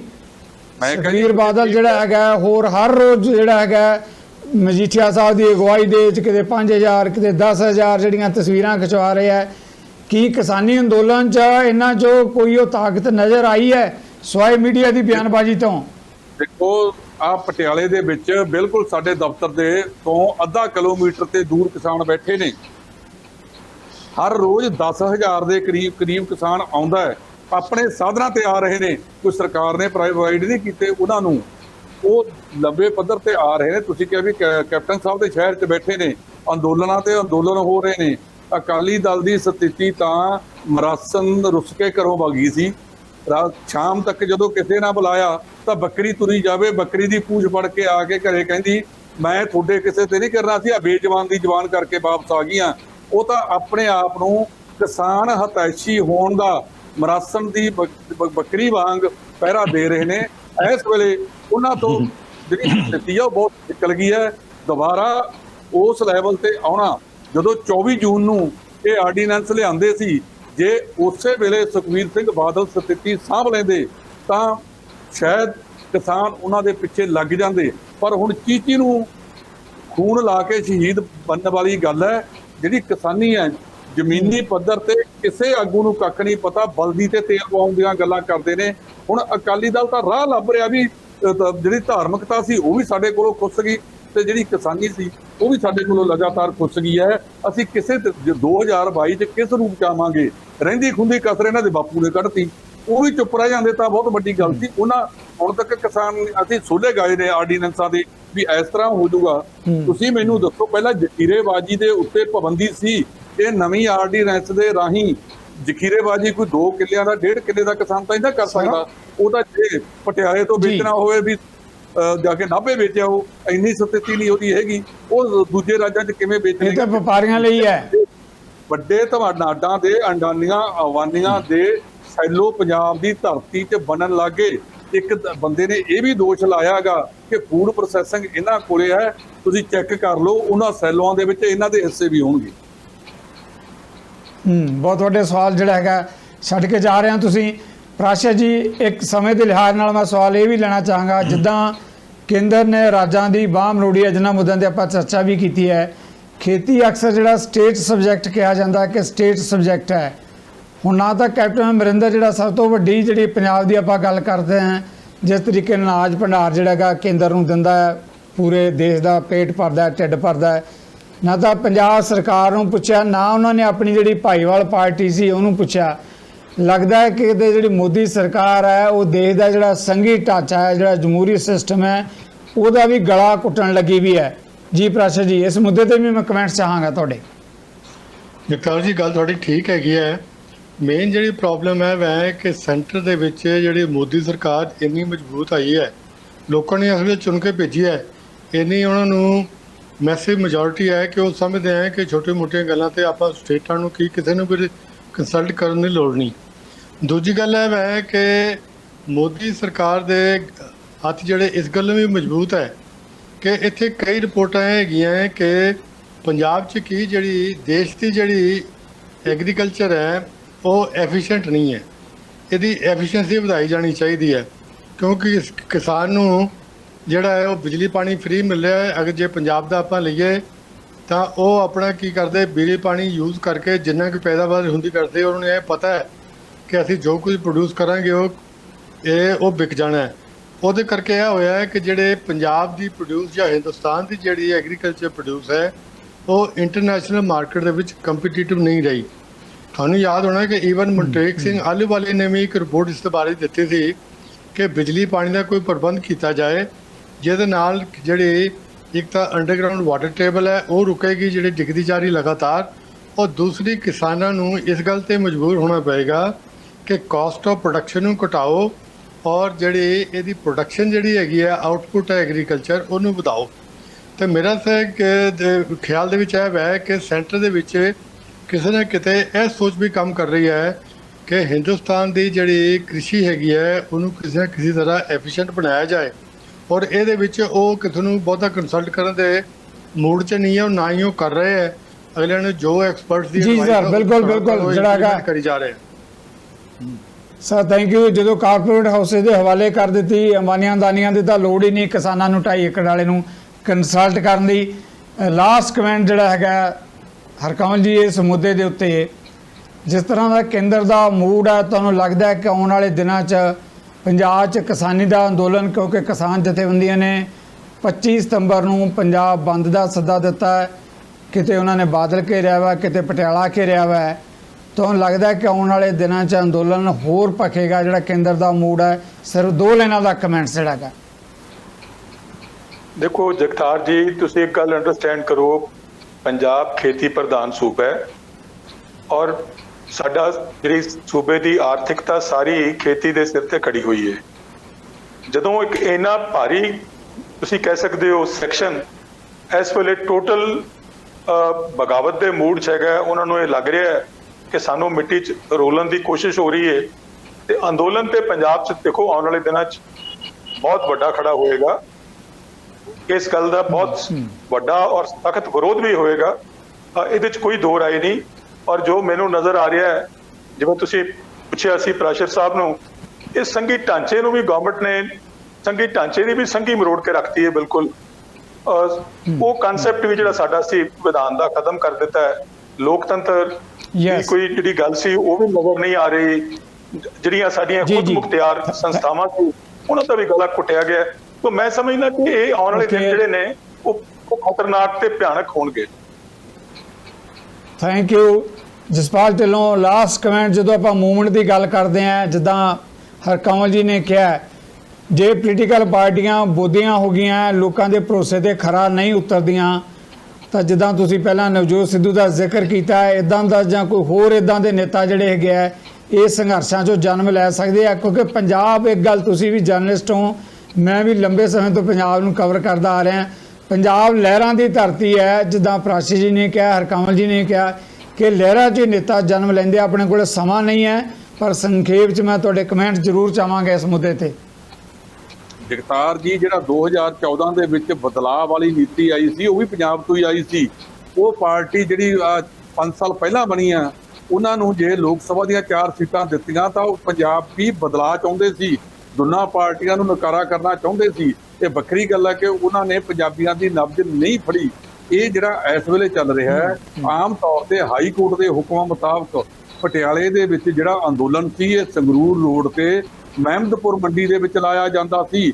ਇਸ ਵਾਰ ਧੱਕੇ ਨਾਲ ਕਿਸਾਨ ਇੱਥੇ ਆਏ ਨੇ, ਪਹਿਲੀ ਵਾਰ ਅਗਰੈਸਿਵ ਦੇਖੇ ਨੇ। ਉਹ ਕਹਿੰਦੇ ਗੋਲੀ ਮਾਰਨੀਆਂ ਮਾਰ ਲਓ, ਸਾਡੇ ਅਸੀਂ ਨਹੀਂ ਜਾਂਦੇ। 20 ਤਰੀਕ ਤੱਕ ਇੱਥੇ ਬੈਠੇ ਨੇ। ਸਰਕਾਰਾਂ ਨੂੰ ਕੰਨਾਂ ਦੀ ਮੈਲ ਕੱਢ ਕੇ ਇਹਨਾਂ ਦੀ ਗਰਾਊਂਡ ਰਿਐਲਿਟੀ ਸਮਝਣ ਦੀ ਲੋੜ ਹੈ। ਜਿਹੜੇ ਬੰਦੇ ਖੇਤੀ ਨੀਤੀਆਂ ਬਣਾਉਂਦੇ ਨੇ, ਭਾਵੇਂ ਉਹ ਕੇਂਦਰ 'ਚ ਬਣਾਉਂਦੇ ਨੇ, ਭਾਵੇਂ ਪੰਜਾਬ 'ਚ ਬਣਾਉਂਦੇ ਨੇ, ਠੰਡੇ ਕਮਰਿਆਂ ਦੇ ਵਿੱਚ ਬਹਿ ਕੇ ਬਣਾਈਆਂ ਜਾਂਦੀਆਂ ਨੇ, ਉਹਨਾਂ ਲੋਕਾਂ ਦਾ ਪੰਜਾਬ ਖੇਤੀ ਦੇ ਨਾਲ ਦੂਰ ਨਹੀਂ ਹੁੰਦਾ ਜਿਨ੍ਹਾਂ ਲੋਕਾਂ ਨੇ ਇਹ ਨੀਤੀਆਂ ਬਣਾਉਣੀਆਂ ਨੇ। ਇਹੀ ਤਾਂ ਕਾਰਨ ਹੈ ਕਿ ਠੇਕੇ ਦੀ ਕੀਮਤ ਕਿੰਨੀ ਪਾਉਂਦੇ ਨੇ, ਪੈਸਟੀਸਾਈਡ ਦੀ ਕਿੰਨੀ ਪਾਉਂਦੇ ਨੇ। ਜੇ 100 ਰੁਪਇਆ ਇੱਕ ਪਾਸੇ ਮੋਦੀ ਸਾਹਿਬ ਕਹਿੰਦੇ ਸੀ ਮੈਂ ਸਵਾਮੀਨਾਥਨ ਰਿਪੋਰਟ ਲਾਗੂ ਕਰ ਦਿਆਂਗਾ, ਇਹੀ ਕਿਸਾਨ ਜਥੇਬੰਦੀਆਂ ਕਹਿੰਦੀਆਂ ਨੇ ਕਿ ਸਵਾਮੀਨਾਥਨ ਦੀ ਰਿਪੋਰਟ ਮੁਤਾਬਕ ਕਿਸਾਨ ਨੂੰ ਫਸਲ ਦਾ ਮੁੱਲ ਦੇ ਦਿਓ, ਕਿਸਾਨ ਕੋਈ ਸਬਸਿਡੀ ਤੋਂ ਮੰਗਦਾ ਹੀ ਨਹੀਂ। ਇਸ ਕਰਕੇ ਸਰਕਾਰਾਂ ਨੇ ਜੇ ਨਾ ਸੋਚਿਆ ਤਾਂ ਐਮਰਜੈਂਸੀ ਤੋਂ ਬਾਅਦ ਵੀ ਜੇ ਪਾਸਾ ਇੰਦਰਾ ਗਾਂਧੀ ਦਾ ਪਲਟਿਆ ਸੀ ਤਾਂ ਬਹੁਤ ਗਿਣਤੀ ਕਿਸਾਨਾਂ ਨੇ ਹੀ ਬਦਲਿਆ ਸੀ। ਉਹੀ ਸਥਿਤੀ ਹੁਣ ਦੁਬਾਰਾ ਬਣਦੀ ਜਾ ਰਹੀ ਹੈ। ਮੋਦੀ ਸਰਕਾਰ ਜਿਹਨੇ ਕੰਨਾਂ ਦੇ ਵਿੱਚ ਤੇਲ ਪਾਇਆ ਵਾ, ਉਹਨੂੰ ਸੋਚ ਲੈਣਾ ਚਾਹੀਦਾ, ਤੇ ਜਿਹੜੇ ਉਹਦੇ ਭਾਈਵਾਲ ਬੈਠੇ ਨੇ ਉਹਨਾਂ ਨੂੰ ਵੀ ਪੁਰਾਣੀਆਂ ਸਥਿਤੀਆਂ ਸੋਚ ਲੈਣੀਆਂ ਚਾਹੀਦੀਆਂ। ਜੇ ਅਡਵਾਨੀ ਵਰਗੇ ਨਹੀਂ ਬਖਸ਼ੇ ਇਹਨਾਂ ਨੇ ਤਾਂ ਇਹ ਕਿਹੜੇ ਵਗਦੀ ਨੇ। Okay, thank you very much. ਅਸੀਂ ਆਪਣੇ ਮਹਿਮਾਨਾਂ ਨਾਲ, ਸੀਨੀਅਰ ਜਰਨਲਿਸਟਾਂ ਨਾਲ, ਪ੍ਰਾਸ਼ਰ ਜੀ, ਹਰਕਮਲ ਜੀ, ਜਸਪਾਲ ਜੀ, ਤਿੰਨਾਂ ਦੇ ਧੰਨਵਾਦੀ ਹਾਂ ਜਿਨ੍ਹਾਂ ਨੇ ਪੰਜਾਬ ਦੇ ਮੁੱਦਿਆਂ ਤੇ ਬੇਬਾਕ ਆਪਣੇ ਕਮੈਂਟਸ ਦਿੱਤੇ ਹੈ। ਉਮੀਦ ਹੈ ਮੀਡੀਆ ਦੀ ਡਿਬੇਟ ਸਾਡੇ ਦਰਸ਼ਕਾਂ ਨੂੰ ਹਮੇਸ਼ਾ ਦੀ ਤਰ੍ਹਾਂ ਪਸੰਦ ਆਏਗੀ ਤੇ ਤੁਸੀਂ ਆਪਣੇ ਸੋਰਸਿਸ ਨਾਲ ਸ਼ੇਅਰ ਵੀ ਕਰੋਗੇ। ਜਿੱਦਾਂ ਮੈਂ ਕਹਿਣਾ ਹੈ, ਪੰਜਾਬੀ ਦਾ ਇਕਲੌਤਾ ਚੈਨਲ ਹੈ ਜਿਹੜਾ ਪੱਤਰਕਾਰਾਂ ਦੀ ਡਿਬੇਟ, ਪੰਜਾਬ ਦੀ ਸੱਚ ਦੀ ਆਵਾਜ਼ ਆਪਣੇ ਦਰਸ਼ਕਾਂ ਤੱਕ ਪਹੁੰਚਾਉਣ ਦਾ ਯਤਨ ਕਰਦਾ ਹੈ। ਜਿੱਥੇ ਮੈਂ ਤੁਹਾਡੇ ਸਾਰਿਆਂ ਵੱਲੋਂ ਆਪਣੇ ਸੀਨੀਅਰ ਜਰਨਲਿਸਟਾਂ ਦਾ ਇੱਕ ਵਾਰ ਮੁੜ ਧੰਨਵਾਦੀ ਹਾਂ। ਇਸ ਦੇ ਨਾਲ ਹੀ ਮੈਂ ਤੁਹਾਡੇ ਕੋਲੋਂ ਵੀ ਲਵਾਂਗਾ ਇਜਾਜ਼ਤ। ਸਤਿ ਸ੍ਰੀ ਅਕਾਲ। ਸਾਡਾ ਹਰ ਇੱਕ ਪ੍ਰੋਗਰਾਮ ਦੇਖਣ ਤੇ ਸਾਡੇ ਨਾਲ ਜੁੜਨ ਲਈ ਸਬਸਕ੍ਰਾਈਬ ਕਰੋ ਚੈਨਲ ਪੰਜਾਬੀ ਤੇ ਨੋਟੀਫਿਕੇਸ਼ਨ ਲਈ ਬੈਲ ਆਈਕਨ ਵਾਲੇ ਬਟਨ ਤੇ ਕਲਿੱਕ ਕਰੋ।